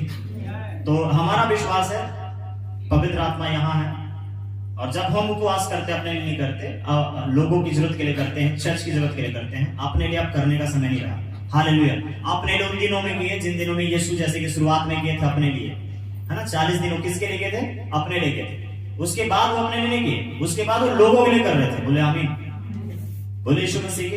तो शुरुआत में हमने भी किया अपने लिए, अब अपने लिए कुछ मांगने के लिए कुछ बचा नहीं, कुछ मांगे। परमेश्वर जानता है, सारी चीजें दे रहा है। बोले आमीन। अब परमेश्वर चाहता है कि अब हमारी प्रार्थना बदली है, विषय बदला है, वैसे हमारे उपवास भी बदल जाते हैं कि अब हम उपवास क्यों करते हैं। जैसे मैंने बताया, आप उपवास जरूर करिए, आमीन, लेकिन कोई डिमांड मत रखिए, कोई मांग मत रखिए। परमेश्वर से केवल एक ही इच्छा रखना कि प्रभु मैं आपको सुनना चाहता हूँ, देखना चाहती हूँ, मैं आपको और भी अच्छे से सुनना समझना चाहती हूँ। और अगर पास्टर एक बार बोले तो मैं उसको 4 बार मेरे कानों में गूंजता रहे वो बातें। रविवार को सुना हुआ वचन पूरा 1 हफ्ते तक मेरे कानों में गूंजता रहे, ऐसा मुझको आशीष दे। आमीन। हालेलुया। एक बहन बहुत अच्छा काम कर रही, मुझको नहीं पता कौन है वो बहन, नाम नंबर तो सेव नहीं है, बट वो लिखी और भेजी कि पिछले 1 जनवरी को पास्टर भैया मैंने ये वचन सुना था नए साल में, और आज 1 फरवरी है, मुझको आज भी ये वचन याद है। बहुत बढ़िया। हम यही सिखा रहे थे ना, क्या आपको अगले महीना इस तारीख को ये वचन याद होगा? तो बहन देखो अपने आप में रही है, याद रख रही है कि उसको याद है, वो बता रही है कि याद है। आमीन। और उसके याद रखने की वजह से उस पे आशीष आएगी। आमीन। हालेलुया। 100% आएगा। प्रभु इस बात को बता रहे हैं। आमीन। तो बढ़िया है, जो भी हो मेरी बहन, जो भी है, आप इसको रखिए, याद रखिए कि मैंने 1 तारीख को ये वचन सुना था। जैसे कि आज जो सुन रहे हैं ये आपको याद रहे तो अभी तो लाभ है, बाइबल में वरना सिखाता है, इससे आपको कोई लाभ नहीं होगा। लिखा है एक व्यक्ति अपना चेहरा देखता है कि थोड़ी देर में भूल जाता, लिखा हुआ है। हालेलुया। लिखा है कि सुनने वाले ही नहीं परंतु उस वचन पे चलने वाले बनो। तो मतलब जो सुनकर जो उस पे चलते हैं, मतलब उसको मानते हैं, वो लिखा है उन सुने हुए वचनों से आशीष पाएंगे, ऐसा लिखा है याकूब में। आमीन। है ना। तो सुन के ही आप बैठे हैं, उसको काम नहीं करेंगे तो उसमें आशीष कहां दिखाई देने वाला है। तो ठीक है, उपवास की बात थी, हमने कर लिया। तो 10 तारीख से स्टार्ट है, ईस्टर तक चलेगा आपका उपवास, करना चाहे करें, लेकिन पहला दिन आप स्लोली कर सकते हैं, स्टार्ट धीरे धीरे कर सकते हैं। और हो सकता है 12 बजे तक करिए, 20 दिन 25 दिन 12 बजे तक करिए। प्रभु आपको भूखा नहीं देखना चाहता। पहला बात मैं आपको बताना चाहता हूँ, प्रभु आपको देखना चाहता है सामर्थ्य से भरा हुआ। हमें हालेलुया। अब सामर्थ्य से भरने के लिए सबसे पहले आपको परमेश्वर के हाथ में अपना आपको सौंपना पड़ेगा। जैसे यहाँ पर यीशु क्या कह रहे हैं, मैं अपने आप को सच्चे न्याय के हाथ में सौंपा करता था, लिखा है। हालेलुया। अब याद रखिए, उपवास खाने का नहीं होता इधर पे छोड़ने का। उपवास ये है कि आप अपना व्यवहार छोड़ेंगे जो बुरा है। आमीन। बुरी सोच को छोड़ेंगे जो बुरा है। इन दिनों में उपवास करके जैसे 58 सिखा रहा है कि ऐसा उपवास होता है हमारा, वैसा नहीं होना चाहिए था। उपवास होना चाहिए कि हमारी सोच बदल जानी चाहिए। आमीन। होनी चाहिए नहीं, आपका प्रार्थना में आपका विचार, आपका हृदय, आपका मन, आपका नजरिया बदलना चाहिए, तो इससे प्रभु प्रसन्न होंगे, लिखा है। और लिखा है तुम शीघ्र ही क्या हो जाओगे, चंगे हो जाओगे, लिखा आगे का वचन में। आमीन। तो मतलब चंगे हो जाओगे, चलो जो बीमार है वो चंगा हो जाएगा। अब हर बीमार को उपवास नहीं करा रहा है, इसको भी समझिए। वहां पर किस चंगाई की बात हो रही है, वहां आशीषों की बात हो रही है, वहां सामर्थ की बात हो रही है। झट से परमेश्वर आपको संभाल लेगा, लिखा है। आमीन। है ना भाई, उठा लेगा हाथों से। आमीन। तो आपको वहां पर ऐसे 58 को भी ध्यान देके 40 दिन का उपवास को पूरा करना है, कि जैसे परमेश्वर सिखाते हैं कि आप कैसा व्यवहार करेंगे उपवास के समय। उपवास खाना का छोड़ा हमने, और व्यवहार अगर हमने गलत रखा, मुंह से अपशब्द बोल रहे हैं, मन में कुछ ऐसे विचार आ रहे हैं, या तो हम टीवी पे, मूवी पे, या फिर कुछ भी मोबाइल पे कुछ और ऐसी चीजें देख रहे हैं जिसका कोई मतलब ही नहीं है, तो आप उपवास करके भी आप उपवास तोड़ चुके हैं, आपको पता भी नहीं चला है, खाना भी खा ही लोगे। हालेलुया। पेट को क्या दुख दे रहे हो? आंखों को तो खुश कर लिया, मन को तो खुश कर लिया, मुंह को भी खुश कर लिया, पेट को क्या तकलीफ दे रहे हो भाई? ये क्या बिगाड़ा बेचारा? इसको ही भरी लो खाना खिला दो। खाना खाओगे वो गलत नहीं है, वो पाप नहीं है, लेकिन जो मुंह से गलत बोल दिया वो पाप है। परमेश्वर इसको नोट करेगा। खाना खा लिया तूने, ये नोट नहीं करेगा परमेश्वर। तूने गलत बोल दिया, ये नोट करेगा परमेश्वर। हालेलुया। तो खाने से ज्यादा है ना अपना व्यवहार पे ध्यान रखेंगे। हालेलुया। बोले यीशु मसीह की कि 40 दिन को प्रभु 80 दिन में बदल दे, 80 दिन और डबल हो जाए, 160 हो जाए, आपका व्यवहार बदला रहे। आमीन। बोले यीशु मसीह की। एक दिन का रविवार का हालेलुया और जय मसीह वाले ना रहे, और पूरा 365 दिन प्रभु की आत्मा में हम बदला हुआ जीवन को देखें। औरों को भले ना लगे, लेकिन आपको पता चलना चाहिए कि हाँ कहीं तो कुछ बदल रहा है। बोले यीशु मसीह की। कहीं तो सोच बदल रही है। बोले यीशु मसीह की। कहीं तो व्यवहार बदल रहा है। बोले यीशु मसीह की। तो ये आपको पता चलते रहना चाहिए भाई। बोले आमीन। सबसे पहले माँ को पता चलता है गर्भ में बच्चा आया है बोल के, है ना। उसी प्रकार से एक विश्वासी को पता चलता है कि बदलाव तो आ रहा है, अंश के बाद बदल रहे हैं। हालेलुया। देखना आपको कहीं पर पिंपल्स मुहासे होंगे, सबसे पहले पता आपको चलेगा, है ना। ऐसा कहने का मतलब है, तो आपको जब बुरा चीज पता चल जाता है तो अच्छी चीजें भी पता चलेगी, पवित्र आत्मा बताएगा हमें। हालेलुया। और आप उस अच्छी चीजों को फिर ध्यान देते हुए आगे बढ़ेंगे। क्या लिखा है? और तुम बुलाए भी इसीलिए गए हो क्योंकि मसीह भी क्या करता था? गाली सुनकर गाली नहीं देता था, और दुख उठाकर किसी को धमकी नहीं देता था, नहीं उसने छल किया, ना उसके मुंह से कोई गंदी बात निकली। हालेलुया। परंतु अपने आप को सच्चे न्याय के हाथ में सौंपा करता था। बोले आमीन। और ये सारी चीजें हमको करनी है, ये ऐसा पवित्र आत्मा कह रहे हैं। हालेलुया। और पद चिन्हों पे चलो, मतलब यीशु के कदमों के निशान के पीछे चलते रहो। यीशु जो जिस रास्ते पे चल गया है, एक रास्ता दिखाया है, यीशु के कदमों का चिन्ह दिखाई देता है। आप जैसे बालू पे चलते हैं ना, निशान दिखाई देता है, किसी के पांव पे कोई चलकर इसमें गया आगे, वैसे यीशु मसीह जीवन में हमको एक पद चिन्ह दिया है। हम देखते हैं कि यीशु यहाँ ऐसे ऐसे इस रास्ते से गुजर के पांव का कदम का निशान छोड़ कर गए हैं ताकि हम भी उस पे चले। उन्होंने ऐसा किया, आओ हम उसके अनुसार हम भी आगे बढ़े। आमीन। हालेलुया। कुछ एक बदलाव होगा उसके बाद, जब आप एक एक वचन को आप सुनकर, आज शुक्रवार की प्रार्थना सभा में आज की बातें अगर आपको समझ आ जाएगी तो मेरे ख्याल से इस मैसेज को अगले रविवार को, अगले शुक्रवार को देने की जरूरत नहीं पड़ेगी। आपने पहली बार में सुनकर एक बार बोला गया और आपने उसको इक्को के समान गूंज रहा आपके दिमाग में, आप उसको कितने बार सुनकर उसको समझ लिए। जैसे क्या कहता है यहोशू को प्रभु ने, रात दिन इन सुने हुए वचनों पे ध्यान देते रहना, मतलब तेरे दिमाग में ये बातें गूंजती रहनी चाहिए। आमीन। हालेलुया। गूंजते रहने से ही बदलाव आएगा। बहुत सारी चीजों से, बहुत सारे स्रोत से सुनेंगे ना, तो सुनने वाला भी कई तो आवाज को, कितने सारे आवाजों के वहन में आ जाएगा। बाइबल को सुनिए, बाइबल की सुनकर उसके अनुसार अपने हृदय को भरिए। आमीन। अगर आप कभी ऐसा आपको मन लगता है कि मुझको प्रभु का वचन सुनना है, प्रार्थना कर लीजिए। अगर आप बाइबल नहीं पढ़ पा रहे, प्रार्थना कर लीजिए। मैं आपको बड़ा सरल बता रहा हूं जो आपके लिए बहुत किफायती होगा। सुनिए, YouTube में आप प्रचार सुनते हैं, बहुत अच्छी बात है, उसमें सही प्रचारक भी मिलते हैं, तो आपको उसमें फास्ट पिक्चर भी मिलेंगे, झूठे प्रचारक। इसको समझना। कुछ आत्मा के बारे में बताते हैं तो कुछ संसार के बारे में आपको सिर्फ उत्साहित करेंगे, इसको भी समझना। तो उसमें दोनों पक्ष है, लेकिन आपको मैं एक पक्ष बता रहा हूं जिसको आप 100% आप उसमें आशीषित हो सकते हैं। बड़ा सिंपल है, बड़ा आसान है, और ये तो कोई भी कर सकता है। अगर आप भी कर सकते हो, यहाँ पर बैठा बीमार भी कर सकता है, जो खाट पे पड़ा है वो भी कर सकता है काम। हालेलुया। सुनते रहिए।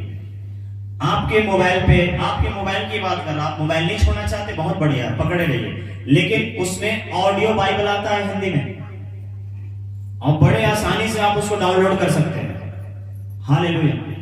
ऑडियो बाइबल आता है, उसमें मत्ती का पूरा अध्याय दिया रहेगा, मरकुस का दिया रहेगा, लूका का दिया रहेगा, पूरे बाइबल का दिया रहेगा, और आपको एक एक वचन को पढ़कर बोलेगा। जो आप इसमें पढ़ते हैं वो उसमें पढ़कर आपको सुना रहा है। आप कान पे लगाइए ईयरफोन से, या तो आप घर पे स्पीकर ऑन करके रख लो। घर पे हैं तो आप सुनते रहिए, आप कहीं बाहर हैं तो स्पीकर पे उसको आप ईयरफोन ब्लूटूथ के द्वारा उसको आप क्या कर सकते हैं, सुन सकते हैं। अब ऐसा फुल साउंड मत करिएगा कि आगे पीछे गाड़ी घोड़ा का आवाज ना आया, है ना। तो आप इतना रखिए कि आपको सुनाई दे रहा है। हालेलुया।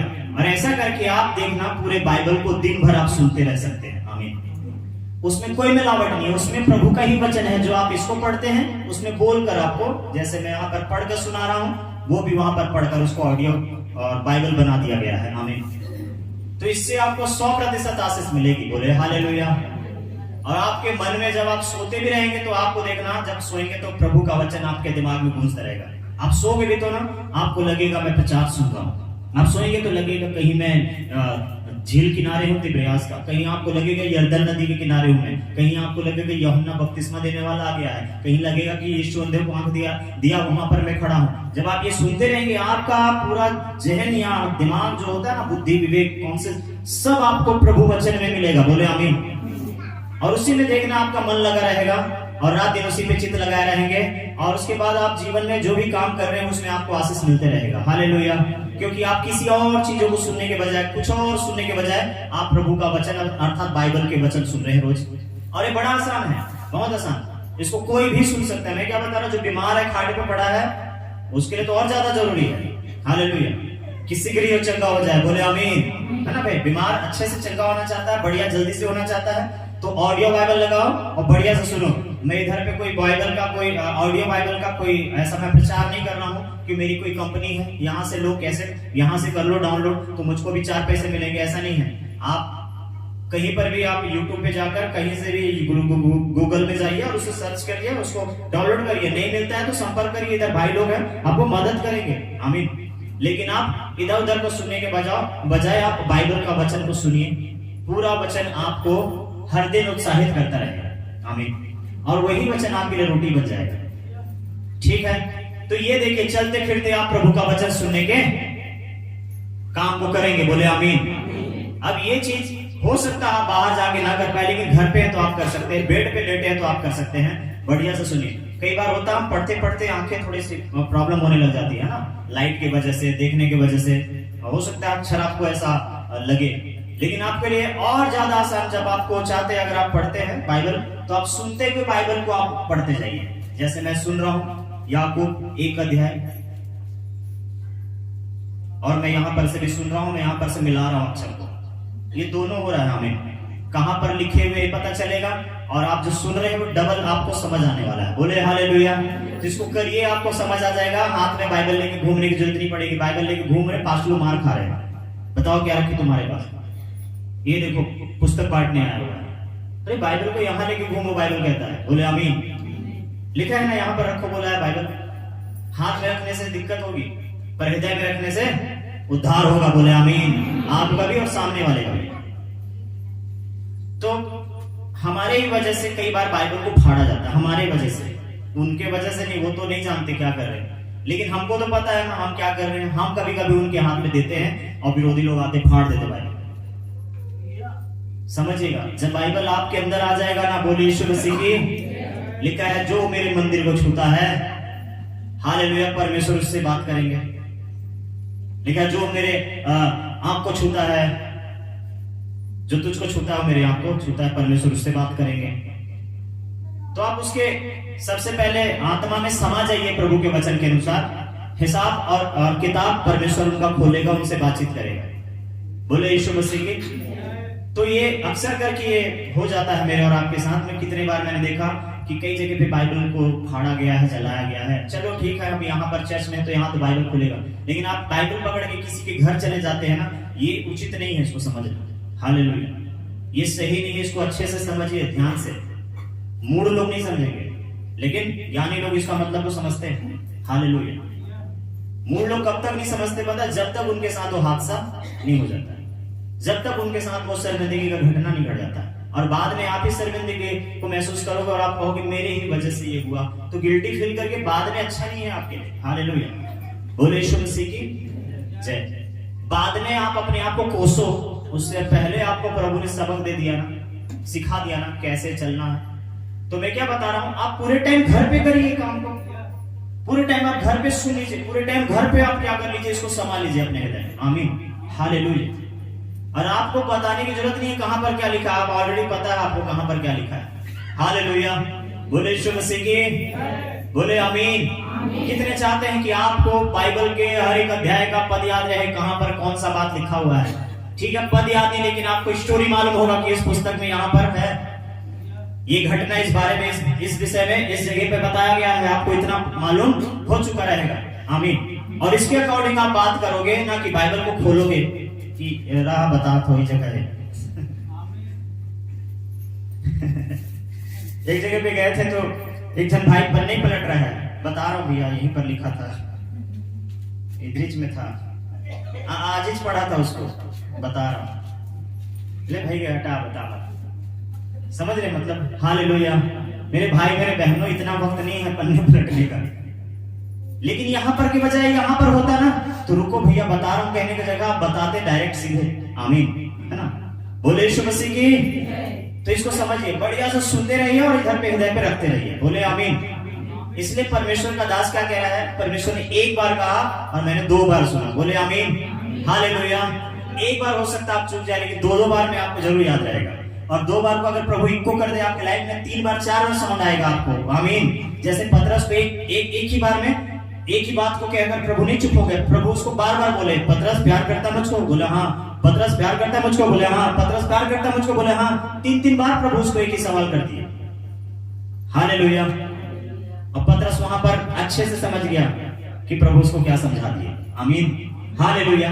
तो कहने का मतलब है परमेश्वर की आवाज गूंजेगी। अब पतरस को 3 बार की बातें तो याद नहीं रहेगी, 3 बार परमेश्वर ने बोला ये शायद भूल जाए, लेकिन एक बात तो हमेशा उसको सवेरे याद होगा, आज भी प्रभु आपसे प्यार करता हूं। इसको 3 बार नहीं बोलेगा, प्रभु मैं आपसे प्यार करता हूं, प्रभु मैं आपसे प्यार करता हूं। प्रभु आपने 3 बार बोला था, मैं भी 3 बार बोलूं। कुछ लोग ऐसे कर रहे हैं आजकल। हालेलुया। 120 बार लिखो, 125 बार लिखो तो आशीष आ जाएगी। ऐसे कुछ लोग बोल रहे बाइबल को भेजते हैं ऐसे वचन, बोलते हैं अगर आप परमेश्वर के सच में बेटे हैं तो इसको सेंड करिए। मतलब यहाँ पर भी शैतान है, देखो कैसे रूप पकड़ के आ रहा है ना। सच में तू परमेश्वर का बेटा है तो रोटी बना दे पत्थर को। ये क्या तरीके है भाई, मसीही लोगों के साथ ऐसा व्यवहार कर रहे हैं। मसीही लोग ही देखो ना समझ होने की वजह से यहाँ पर हो जाता है, और उसी से मैं आपको उसको सेंड नहीं करना चाहिए। हालेलुया। समझना चाहिए कि कौन बोल रहा है सब बातें, परमेश्वर की ओर से चीजें थोड़ी ना होती है। अब आप संसार में है, समझ रहे होंगे मैं क्या बताने की कोशिश कर रहा हूँ। हालेलुया।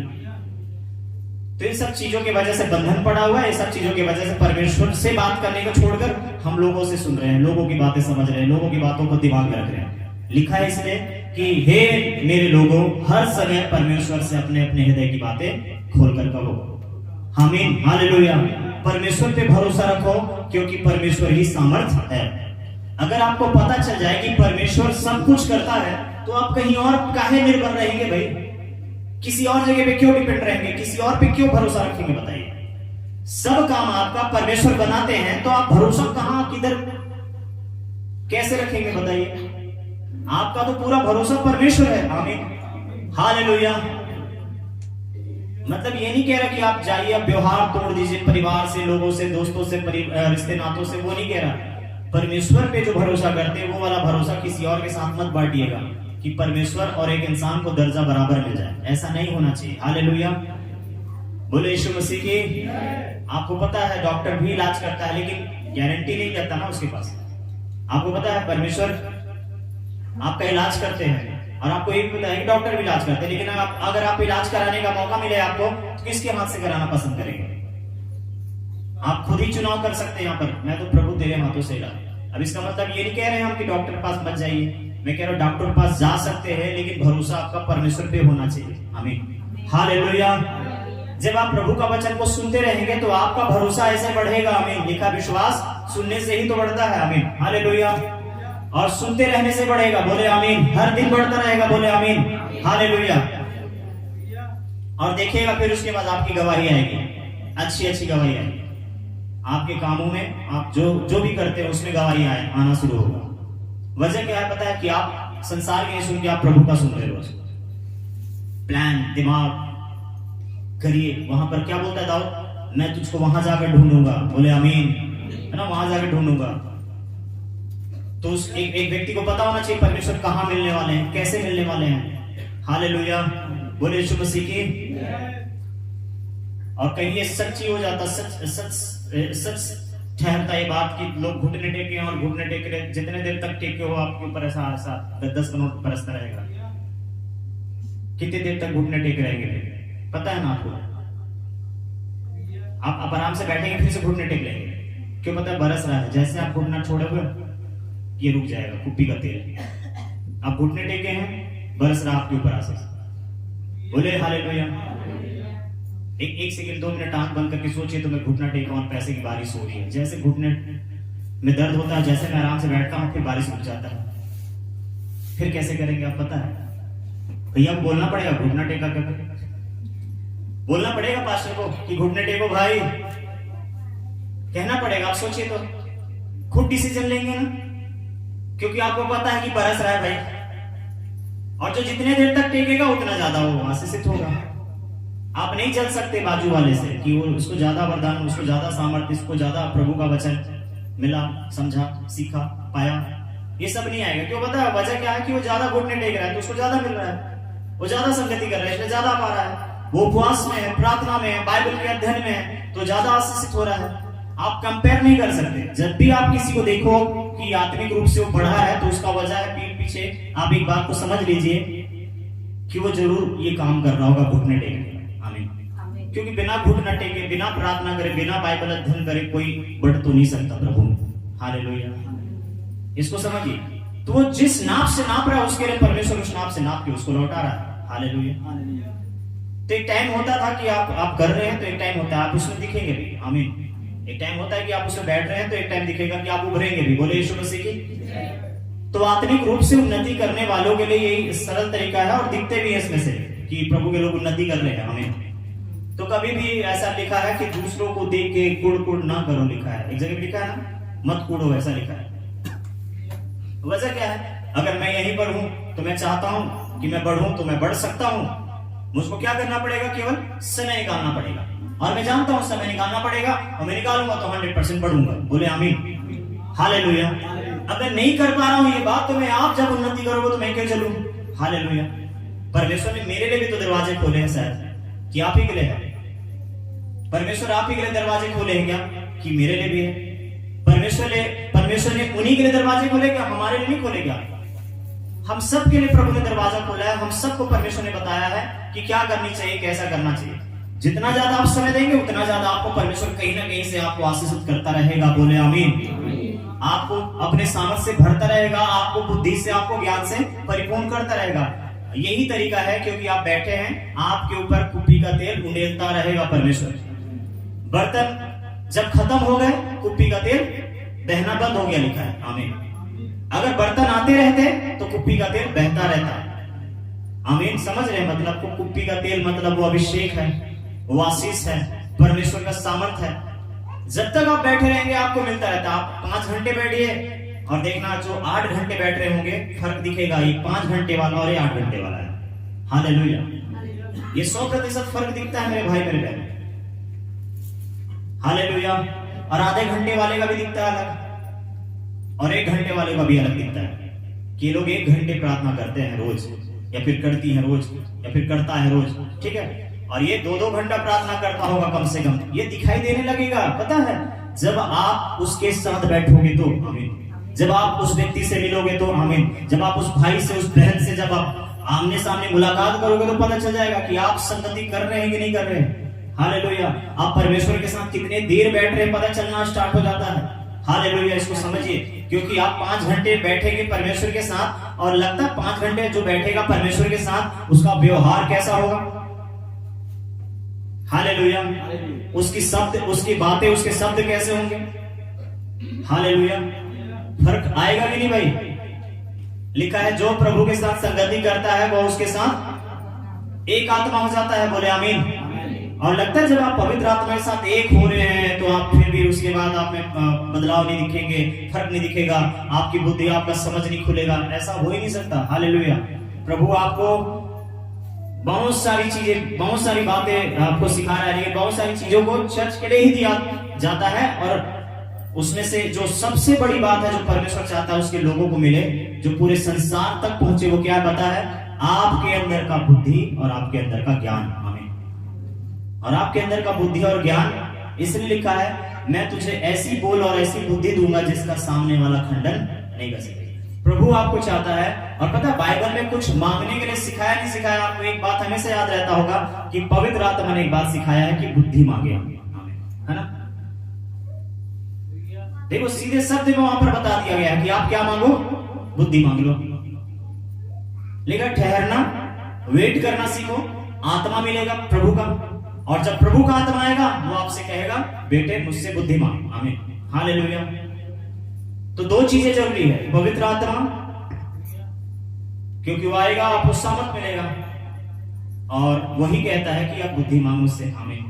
तो आत्मा के रहते आप बुद्धिमानी से भर जाइए, बोले यीशु मसीह की जय, हालेलुया। क्योंकि बुद्धिमानी से सारे काम करेंगे, बहुत सारी बातों में हम बहुतों के लिए उद्धार का कारण बनेंगे, बहुतों के अलावा हम अपने लिए भी उद्धार का कारण बने रहेंगे। आमीन। कभी कभी मेरी बुद्धि, आपकी बुद्धि, हम सबकी बुद्धि की वजह से नुकसान हो जाता है। मसीह जो होने वाले हैं, प्रभु को जो पाने वाले हैं, उद्धार को जो ग्रहण करने वाले हैं, ऐसे लोगों का, हालेलुया। और कभी कभी तो जहां परमेश्वर की गवाही देनी चाहिए वहां पर हमारी बुद्धि नहीं होने की वजह से हम गवाही भी नहीं दे पाते हैं। तो सारी बातों को ध्यान देना होगा, ठीक है। तो इसके लिए क्या करना पड़ेगा, आपको समय ज्यादा बिताना पड़ेगा चलते फिरते। मैं नहीं कह रहा काम काज आप ना करें, मैंने आपको तरीके बताया। आप बातचीत करते रहिए, बस उसको दोस्त के समान उसके साथ घूमिए, बातचीत करिए, उसके साथ चलिए, बातचीत करिए। और जब आप अच्छा करते हैं तो बता रहे हैं, ठीक है। लेकिन जब आप बुरा कर जाते हैं या फिर अपने साथ, दूसरों के साथ, या फिर कुछ गलत कर जाते हैं, तो भी परमेश्वर को बताइए, हालेलुया। देखो मेरे से आप शेयर करोगे, मैं अलग ही रिएक्शन दूंगा, अलग ही रिएक्ट करूंगा। कब, कैसे, कहां, क्यों, परमेश्वर से बताइए, हालेलुया। वो सीधे आपके लिए उपाय करेगा। आमीन, है ना, बोले आमीन। एक टाइम बहुत पहले मैं एक देख रहा था, एक छोटा क्लिप था, उस पता नहीं कुछ याद नहीं आ रहा, कुछ वीडियो थे, उसमें एक वकील बात कर रहा है एक अपने क्लाइंट से, कहता है कि देख तू किया है जुर्म या फिर नहीं किया है जुर्म, किया है तो भी पूरा सच सच बताना होगा, और नहीं किया है तो भी पूरा सच सच बताना होगा। मुझसे तो कुछ मत छुपा, मुझको थोड़ी देर के लिए अपना खुदा बना ले तभी मैं बचा पाऊंगा, कह रहा है बोले यीशु मसीह की। तो एक वकील ही है जो सारी चीजें जानने के बाद भी आपके लिए केस लड़ता है, आप उसको पूरा सच बताते हैं, है ना, उदाहरण के लिए है। उसी तरीके से सोचे वो इंसान है, हम इसलिए उसको बता रहे हैं, हम गलत है तो भी हम बता रहे हैं। क्यों बता रहे? क्योंकि वो हमको बचाने के लिए खड़ा है, हमारे केस लड़ने के लिए खड़ा है, सही है ना। हमारे ओर से बोलने के लिए खड़ा किया गया उसको, हमारी ओर से सोचने के लिए खड़ा किया गया उसको। हमारी बुद्धि से लड़ता है क्या? हमारे शब्दों को लेकर लड़ता है क्या? नहीं भाई, वो खुद वकालत किया है ताकि आपके लिए बुद्धि के साथ लड़े, आपके लिए शब्दों के साथ लड़े। तो मतलब देखिए, बुद्धि उसकी, वकालत उसका, शब्द उसके, लड़ रहा वो है और बच रहे आप हैं, बोले हालेलुया। उसी प्रकार से परमेश्वर के सामने सारी बातें बताइए। बाइबल में यीशु मसीह को एक जगह पे लिखा है वकील है वो हमारा, आमीन। एक जगह पे लिखा है यीशु को एडवोकेट लिखा हुआ है, आमीन, जिसमें हिंदी में कहते हैं वकील, है ना भाई। और भी होता हो क्या पता, लेकिन लिखा है यीशु हमारा क्या है, एडवोकेट है। पहला यूहन्ना में लिखा है, दूसरे अध्याय का, जब आप पढ़ोगे तो, हालेलुया, इंग्लिश बाइबल में। तो समझिए, आप उससे कुछ नहीं छिपा सकते। इसलिए दाऊद कह रहा है, इसलिए मैं कह रहा है, इसलिए आप कह रहे हैं, इसलिए हम सब कह रहे हैं कि हे मेरे प्रभु के लोगों, अपने अपने हृदय की बातें परमेश्वर को खोलकर बताओ, आमीन, बोले यीशु मसीह की हालेलुया। देखिए, पता है धरती पे हमारे अंदर एक प्रॉब्लम है। वजह क्या है कि मैं गलत हूं, जानता हूं, फिर भी मैं किसी को नहीं बता पाता हूं। समस्या यही है। अब परमेश्वर चाहता है कि यहीं पर आपकी समस्या दूर हो जाए। आप गलत हो तो परमेश्वर को बताओ, आप सही हो तो परमेश्वर को बताओ, आमीन, हालेलुया। आपको पता है ना, कई बार आपको पता चल जाता है कि मैं गलत हूँ, नहीं बोलना नहीं, मैं गलत हूँ, मेरे को ऐसा बहुत बात नहीं करना था, मैं गलत हूँ, मेरे मुंह से अब शब्द निकल गया, नहीं बोलना था। लेकिन आप नहीं मानते उसको, मानते हैं क्या? नहीं मानते। खड़े होकर बोलते क्या कि मैं गलत था भाई, मैं गलत थी बहन, मैं गलत रहे दीदी। ऐसा नहीं होता है, आपको पता है, समझिए। लेकिन पवित्र आत्मा से जब आप बोलना शुरू करोगे, परमेश्वर से बातचीत करना शुरू करेंगे, परमेश्वर का आत्मा आपसे बातचीत करेगा और आपका ख्याल बदलेगा, आमीन। हालेलुया। फिर उसके बाद ये वाली प्रॉब्लम खत्म हो जाएगी। आप गलती अगर आप है, लिखा है आप जाकर बात कर सकते हैं, आमीन। आप जाकर मिल सकते हैं, आमीन। और आप जाकर सब कुछ ठीक कर सकते हैं, आमीन। ऐसा मैंने मत्ती का पुस्तक शुरू में अध्याय में समझा रहा है हमको, 5वें अध्याय को पढ़ते जाओगे तो लिखा है तू रास्ते पे ही है, मुंह दे से क्या कर ले, व्यवहार कर ले, मेल मिलाप कर ले। ऐसा नहीं कि तेरे को उधर सिपाही के हाथ में सौंप कर सिपाही बंदीगृह में डाल दे, तुझको लिखा है पहले सेटलमेंट कर लो, बोल रहा है। बोले यीशु मसीह की, पहले सब कुछ सुलह कर लो, बोल रहा है यीशु मसीह की जय, आमीन। तो हम लोग उस दिन का इंतजार कर रहे हैं क्या, जिस दिन वहां यीशु जजमेंट डे पे इधर पे बैठेंगे सिंहासन में। उसके बाद लिखा है, जैसा पतरस को बोल ही दिया है कि न्याय का आरंभ हम ही में से होने वाला है। तो लिखा है संसार के साथ ताकि तुम दोषी मत ठहरो, परमेश्वर इसलिए तुम्हारे साथ ताड़ना करता है। ना करे परमेश्वर ताड़ना, वो नहीं चाहता आपके साथ जबरदस्ती का ताड़ना। हाँ, आपको मजबूत करने के लिए आपको परीक्षा से गुजरने देता है, लेकिन आपको नहीं चाहता जानबूझ के आप गलत हो सही हो तो आपको दुख में देखे, अच्छा नहीं लगेगा परमेश्वर को। लेकिन सिखाने के लिए प्रभु जो करता है वो अलग है। लिखा है दुख उठाकर जो हम सीखते हैं ना, प्रभु को याद करके, वो भाता है प्रभु को। हम कठोर होकर कुछ सीखते हैं तो सीखा हुआ हृदय पे नहीं आता। लिखा है वो बीज है जो पत्थर पे पड़ा, वो जड़ तो कोशिश कर रहा पकड़ने का, लेकिन पत्थर पे जड़ पकड़ते नहीं, निकल जाता, अंकुरित हो जाता है, लेकिन वो फल नहीं होते। तो ऐसे ही कुछ चीजें हो जाती है। समय अपने आप सिखाता है लोगों को। लोग कहते हुए सुने होंगे आप, लिखा है जख्म भर जाता है वक्त के साथ, लेकिन याद रखिए वक्त नहीं होता अपने आप। बाइबल कहता है वो वक्त परमेश्वर है, आमीन, हालेलुया। तो परमेश्वर ही है जो वक्त को बनाया है। वक्त सब कुछ ठीक नहीं करता है, परमेश्वर ठीक करता है, बोले हालेलुया। मैं किसी बीमार को कहूं कि वक्त ठीक कर देगा, बीमार पड़ेगा खाट पे, तो उसको वक्त ठीक करेगा क्या भाई? उसको तो हाथ पांव मारना पड़ेगा, उसके लोगों को तो हाथ पांव मारना पड़ेगा। हॉस्पिटल, दवाई, गोली, ट्रीटमेंट सब चलता है, फिर तो प्रेयर, आराधना, उपासना, प्रार्थना सब चलता है। फिर तो बिस्तर पे पड़े रहो, एक वक्त आता है ठीक हो जाओगे। ऐसा में तो 38 साल हो गया था एक जन को पड़े पड़े, हुआ था कि नहीं?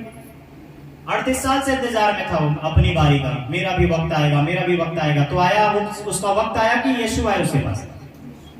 तो वक्त नहीं आता है, यीशु ही आते हैं, बोले आमीन, हालेलुया। तो वक्त का इंतजार मत करिए, यीशु मसीह का इंतजार करिए। यीशु मसीह तो वक्त को तैयार करते हैं, हालेलुया। और अगर आप चाहो तो अभी से ये वक्त आपके लिए तैयार हो जाएगा, क्योंकि यीशु अभी यहीं पर है, हालेलुया। तो एक बदलाव के लिए यीशु की आगमन के लिए तैयारी करिए, और यीशु के आने के लिए अपने आप को तैयार कर लीजिए, आमीन। वहां पर अपने अपने मन की बातें खोलकर कहो, मतलब वहां पर भी हमको अपने अपने कर्मों का हिसाब देना पड़ेगा। किनके किनके? बोले अपने अपने। लिखा है इसलिए अपने अपने पापों को मान लो। लिखा है इसलिए आपस में एक दूसरे के सामने अपने अपने पापों को मान लो, और फिर क्या कर लो, तुम प्रार्थना कर लो जिससे तुम चंगे हो जाओ। तो हम अपनी गलतियों पे अब ध्यान देकर, अपने उठने बैठने पे ध्यान देकर परमेश्वर की उपस्थिति को अपने साथ रखेंगे। प्रभु का वचन को सुनिए, ऑडियो बाइबल डाउनलोड कर लीजिए। दिन भर आप बाइबल को नहीं पढ़ सकते तो सुन तो सकते ही हैं, हालेलुया। ऐसे भी देखो, बताइए 24 घंटे में आपके कान किस समय बंद रहते हैं? किसी समय बंद रहते हैं क्या? सोते समय भी चलते रहते हैं ना? कहने का मतलब 24 घंटे कान खुले हैं, मतलब कान खुला है मतलब सुनाई तो कहीं ना कहीं से कुछ ना कुछ तो आता रहेगा, आएगा ना? तो ऐसे भी 24 घंटे खुले रहता है बेचारा। तो क्यों नहीं इसको हम प्रभु के वचन को सुनने के लिए इसको काम पे लगा दे, बोले आमीन, हालेलुया। 24 घंटे खाली बैठा रहता है, इधर उधर के सुनकर परेशान हो जाता है। प्रभु का सुनाएंगे अपने साथ, हमारा भी भला कर देगा, बोले आमीन। इसलिए लिखा है जिसके पास सुनने के लिए ब्लूटूथ हो वो सुने, ऐसा लिखा है क्या लिखा है? जिसके पास सुनने के कान हो वो सुने, जिसके पास मोबाइल है वो सुने, लिखा है क्या भाई? ठीक है, जिसके पास कान है सुनने का वो सुने। ये भी नहीं लिखा है जिसके पास फोन है वो सुने, लिखा है जिसके पास सुनने के कान हो सुने। सब चीज हमारे पास है, लेकिन फिर भी सुनते हैं क्या भाई? नहीं ना। प्रभु चाहता है सुनिए आज के बाद, बोले आमीन, हालेलुया। पूरा ईस्टर का महीना चलने वाला है, स्टार्ट हो रहा है। आने वाले समय में हम ईस्टर भी मनाने वाला है, क्रिसमस बहुत मनाया अभी हम सब मिलजुल के, जगह जगह जा जाकर। अभी ईस्टर मनाने का टाइम आ रहा है, तो चलो ठीक है, ईस्टर जब मनाएंगे तो आपको और हम सबको ईस्टर के और भी करीब आने के लिए, जब जैसे जैसे दिन बढ़ रहा है ईस्टर के नजदीक आ रहे हैं, वैसे वैसे हमारे नजदीक यीशु भी तो आ रहे हैं, आमीन। वैसे वैसे हमारा मुलाकात भी तो यीशु के साथ होने वाला, हमें ईस्टर आए ना आए यीशु मसीह जरूर आएंगे, बोले हालेलुया। एक टाइम हम लोग क्या कर रहे थे, ईस्टर का इंतजार कर रहे थे, कोरोना आ गया, आया ना भाई? समस्या आ गया, समझिए। हम सब इंतजार कर रहे हैं, ईस्टर आ रहा है, ईस्टर आ रहा है, देखते हैं कि अगले हफ्ते कोरोना आ गया, तो समझिए। तो इधर पे संसार पे इंतजार करेंगे किसका कर रहे हैं और कौन आ जाता है। लेकिन अगर आप धरती पे रह के यीशु का इंतजार करिएगा, हालेलुया, यीशु मसीह ही आएंगे, बोले आमीन। और जब वो आएंगे तो लिखा है सारी आशीषों के साथ आते हैं, लिखा है, बोले हालेलुया, बोले यीशु मसीह की। तो एक अदन का वाटिका था जहां पर उन लोगों को मिला था श्राप, अब तुम माथे के पसीने के कमाई से खाओगे और जो भी तुम मेहनत करोगे तुम्हारे लिए क्या निकलेगा, ऊंट कटारे, कांटे निकलेंगे। मतलब आप मेहनत करोगे लेकिन कांटे निकलेंगे। मतलब क्या है, बिना मसीह में, बिना उससे जुड़े आप कुछ भी कर लीजिए, आपके काम सफल नहीं होंगे, कांटे ही समान आपको देखने मिलेगा। यीशु के साथ एक, उसके साथ एक आत्मा हो जाइए। लिखा हुआ है यीशु आशीष हमारे लिए बन गए, हालेलुया, और हमारा श्राप को वो लेकर सूली पे चढ़ गए। तो आज यीशु आपकी आशीष है, ना कि आप आशीषित हैं। यीशु आपके अंदर है तभी आप आशीषित हैं, आमीन। उसके निकल जाने से आप और हम, कोई भी लोग यहाँ धरती पे ना धर्मी ना आशीषित हैं, हालेलुया। तो आशीष के लिए यीशु के साथ बैठिए।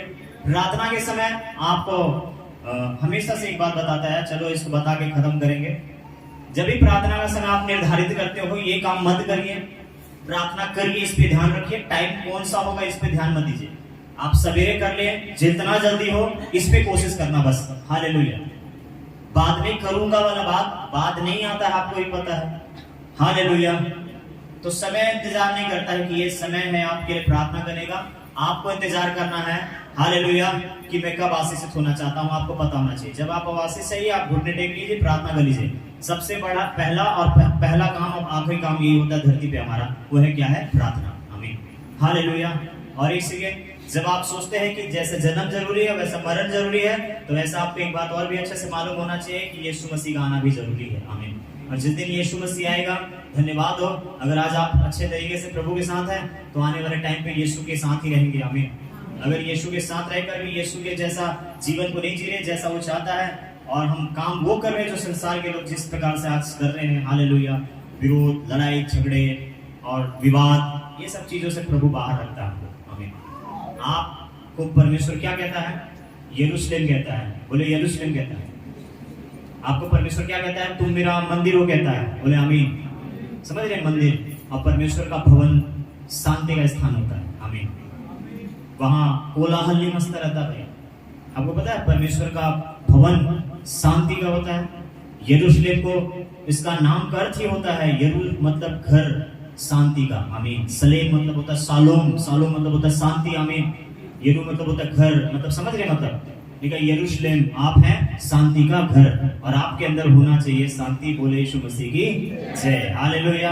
और प्रभु के लोग जितना ज्यादा शांति जीवन जिएंगे उतना ज्यादा शैतान को अशांत करेंगे। और शैतान हमेशा चाहता है कि आपको उकसाए। आपको अगर याद नहीं हो तो यीशु को जाकर पढ़िए, मत्ती 4 में, लूका 4 में, कैसे शैतान आकर उकसाने की कोशिश यीशु को कर रहा था। लेकिन यीशु शांति में थे और वचन के द्वारा वो काम कर रहे थे और बात करते थे, हालेलुया। भूख भी लगा था तो भी वो बौखलाए थे क्या भाई, शांत थे। वो ये कहकर शांत कर दिया, शैतान को भगा दिए कि लिखा है मनुष्य केवल रोटी ही से नहीं परमेश्वर के वचनों से जीवित रहेगा, जो उसके मुख से निकलता रहता है, आमीन। तो कहने का मतलब है सबसे बड़ा जरूरी जो है हमारे लिए आज, वो है शांति। आपके अंदर में शांति का मन रहे, शांति का आत्मा। परमेश्वर का वचन कहता है प्रभु यीशु मसीह तुमको शांति दे, लिखा हुआ है, आमीन। लिखा है तुम पे शांति और अनुग्रह होता रहे, लिखा है, आमीन। लिखा है मैं तुमको अपनी शांति दिए जाता हूँ, लिखा है, बोले आमीन। लिखा है तुम अपने मन में शांति पाओगे, लिखा है, आमीन।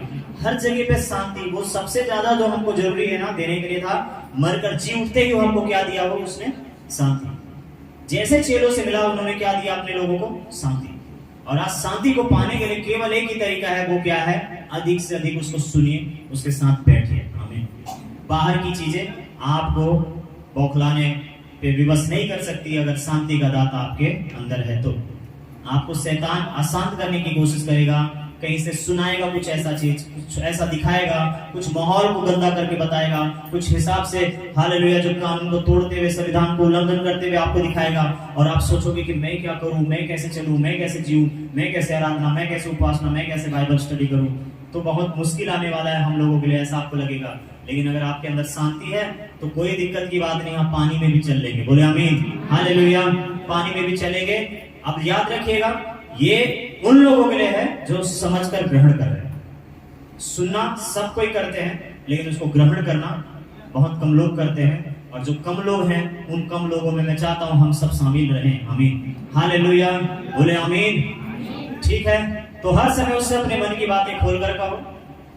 दूसरा हमने क्या पढ़ा कि जब वो एक बार कहता है हम उसको 2 बार सुनते हैं, 3 बार सुनना चाहिए, 4 बार हमको सुनना चाहिए। मतलब उसकी बातें गूंजती रहनी चाहिए कि आज हम जो यहाँ पर हैं कुछ बदलाव के लिए हैं। आज यहाँ पर जो सुन रहे हैं कुछ चेंजेस तो होने ही चाहिए। आमीन। परमेश्वर से बातचीत करिए। गलत हूं तो गलत बोलना सीखिए। प्रभु के सामने हाथ उठाकर कि प्रभु इस टाइम तो मैं गलत हूं, प्रभु इस टाइम तो मैं झूठा हूं, इस टाइम तो प्रभु मैं झूठ बोला, मैंने इस टाइम तो मैंने प्रभु झूठ बोली, मैंने प्रभु इस टाइम तो मैं गलत बात बोली, प्रभु इस टाइम तो मैं गलत बोला, प्रभु इस टाइम तो मैंने गुस्सा किया। हाँ, मैं मानता हूं कि इस समय तो गलती मेरी थी, मेरा है, मैंने किया, मुझसे हुआ। ये समझने के लिए, बोलने के लिए शुरू कीजिए। बोले हालेलुया। ऐसे हम बोलते हैं ना, प्रभु देख मैं कुछ नहीं किया था तो भी फिर मेरे ऊपर समस्या। ये जब बोल सकते हैं तो उस टाइम भी बोलना चाहिए कि प्रभु जो हुआ मेरे वजह से हुआ। योना कैसे बोलता है कि ये विपत्ति क्यों आ रही है, मेरे वजह से, मुझको उठाकर क्या करो, पानी में फेंक दो। वो खुद से छलांग नहीं लगा रहा है, समझिए।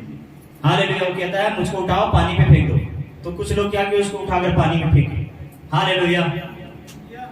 तो समझिए, जिसके ऊपर विपत्ति, जिन लोगों के ऊपर विपत्ति आ रही थी, उन्हीं लोगों ने योना को क्या किया, फेंका। योना जानता था ये प्रॉब्लम मेरे वजह से है। ऐसे मसीहों को पता होना चाहिए, इस धरती पे अगर आप शांति नहीं है तो किसके वजह से नहीं है। रिस्पॉन्सिबिलिटी लीजिए, जिम्मेदारी लीजिए भाई। लिखा है यरूशलेम की शांति के लिए प्रार्थना करो, लिखा हुआ है। आमीन, हालेलुया। तो मेरे भाई, मेरे बहनों, विरोध होगा लेकिन शांति भी होगा वहीं पर। आमीन, हालेलुया। सताव होंगे तो क्या, शांति भी होगी वहीं पर। हालेलुया। जहां पर मारा जाएगा वहीं पर बड़ी गवाहियां भी होंगी। बोले हालेलुया। जहां ये सूली पे चढ़े होंगे ना, वहीं पर उनको जिलाया भी गया है। बोले यीशु मसीह की। तो एक ही पहलू नहीं है, एक ही पहलू पे ध्यान मत दीजिए। बोले यीशु मसीह की। आइए खड़े हो जाते हैं।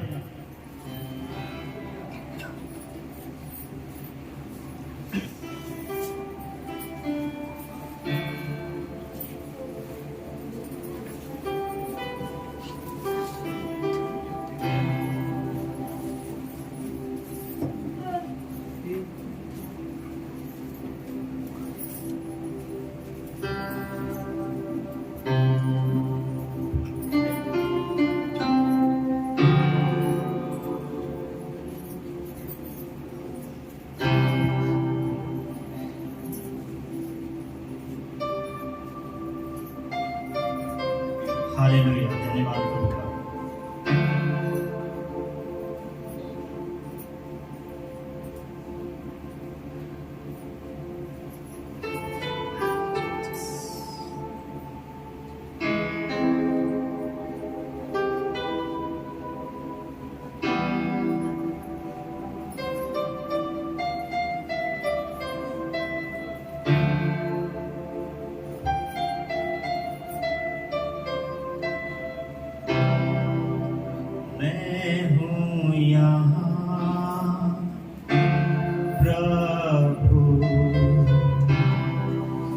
मैं हूँ यहाँ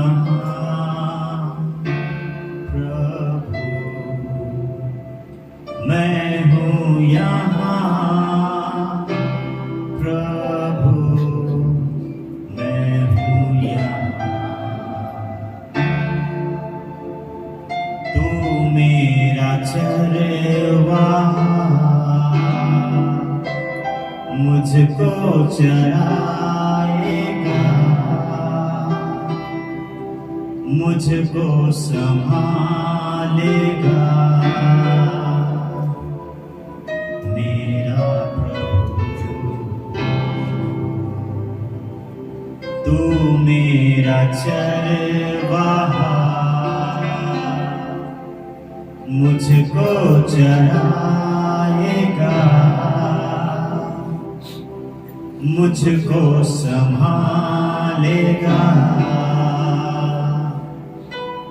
मेरा प्रभु। आराधना करूं मैं पूरे दिल से, मैं तुझे ढूंढूंगा संपूर्ण जीवन करूँगा मेरी सारी चीजों से तू है कहाँ। मैं हूँ यहाँ यीशु, तू है कहाँ यीशु। मैं हूँ यहाँ यीशु, तू है कहाँ। आराधना करूं मैं पूरे दिल से, मैं तुझे ढूंढूंगा संपूर्ण जीवन में। तेरी सेवा करूंगा तन मन धन से। मैं हूँ यहाँ, तू है कहाँ यीशु।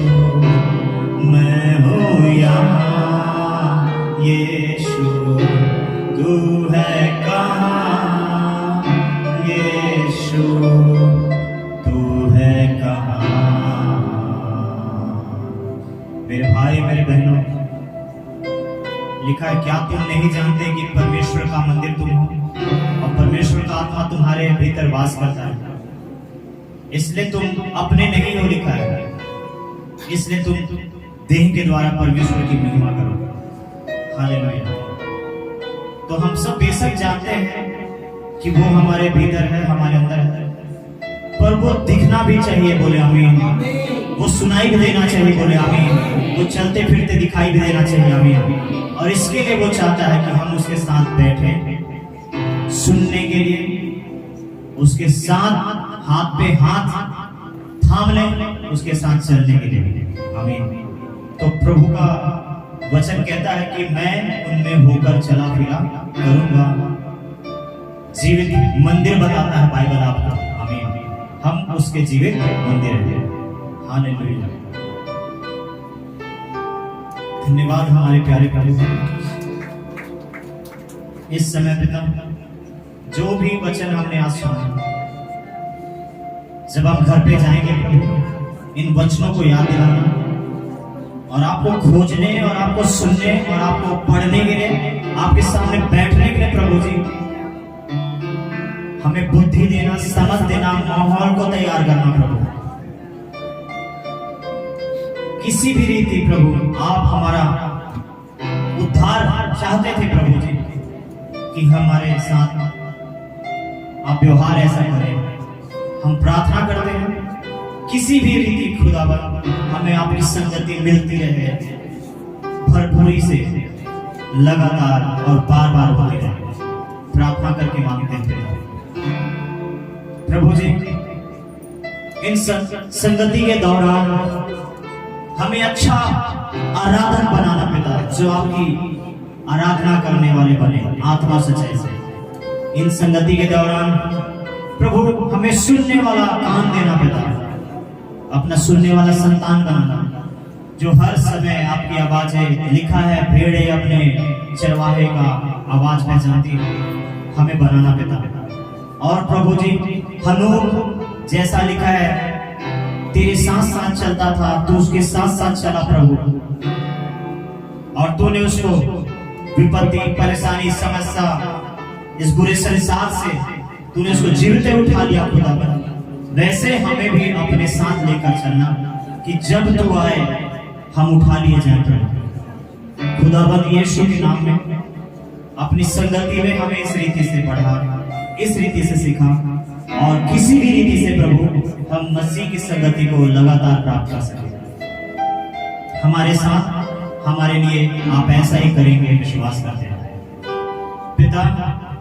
आज जिन बातों के लिए आपने हमें ठहराया है, जिन कामों के लिए आपने हमें चुना है, उन सारे कामों के लिए प्रभु हमें आशीष दीजिए कि हम उन कामों को करने के लिए आपसे सामर्थ पाएं और आपसे बुद्धि पाएं, और पवित्र शास्त्र का हर एक अध्याय, उसका हर एक वचन हमारे हृदय रूपी पट्टी पे लिख दे खुदावन।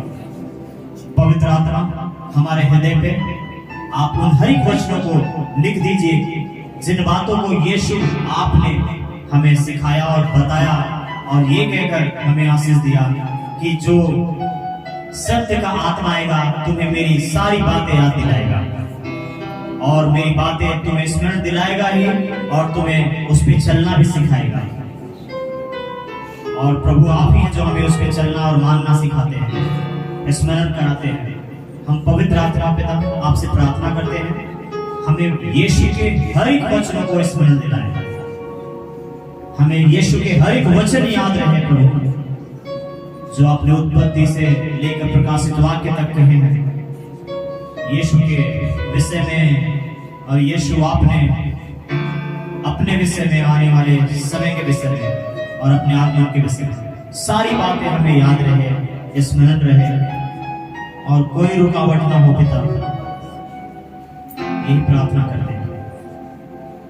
जो भी हमसे, हमारे लोगों से जाने और अनजाने में, मन की कठोरता में पाप हुए, अपराध हुए, सारे गुनाह अपराध क्षमा कीजिए प्रभु जी। आपका लहू हमें निर्दोष निष्कलंक करता है। आज आपका लहू इस जगह पर छिड़काव के रूप में प्रभु हर एक पर छिड़कते हैं, महान महायाजक हैं, ताकि हम प्रभु भोज की संगति को निर्दोष निष्कलंक होकर प्राप्त करें। हम अपने आप को परखते हैं प्रभु, देखते हैं, जांचते हैं प्रभु, और प्रभु हम आपसे माफी मांगते हैं, क्षमा मांगते हैं। आज अपनी कलीसिया को निर्दोष निष्कलंक कीजिए प्रभु, जो भी जाने अनजाने में हमसे, हमारे लोगों से गलती को अपराध हुआ, क्षमा मांगते हैं। और प्रभु हम उनको भी माफ करते हैं, उन मनुष्यों को भी जो हमारी निंदा और बुराई करते हो, चाहे जो भी हो, जहां भी हो, उनको हम माफ करते हैं हृदय से प्रभु यीशु के नाम में। पिता आप भी हमें क्षमा करें, और जो जीवन की रोटी है, अब जीवन का खुदावन सोता आप ही हैं प्रभु, वो जीवन रूपी रोटी जो आप हैं, हमें तृप्त कीजिए। अपना प्राण जो हमें दिया, लहू का कतरा कतरा जो जीवन है प्रभु, हमें पिलाइए प्रभु। हम आए हैं आपकी उपस्थिति में, सारी महिमा और आदर आपको देते हैं। आगे के भागों में सभा और संगति के लिए आपको धन्यवाद देते हुए प्रार्थना को यीशु मसीह के नाम में करके आशीष मांगते हैं प्रभु, आमीन। हालेलुया, बोले यीशु मसीह की जय। आइए हम अपने जगह पर बैठे, अगर आप फ्रेश होना चाहते हैं जाइए, आ जाइए। प्रभु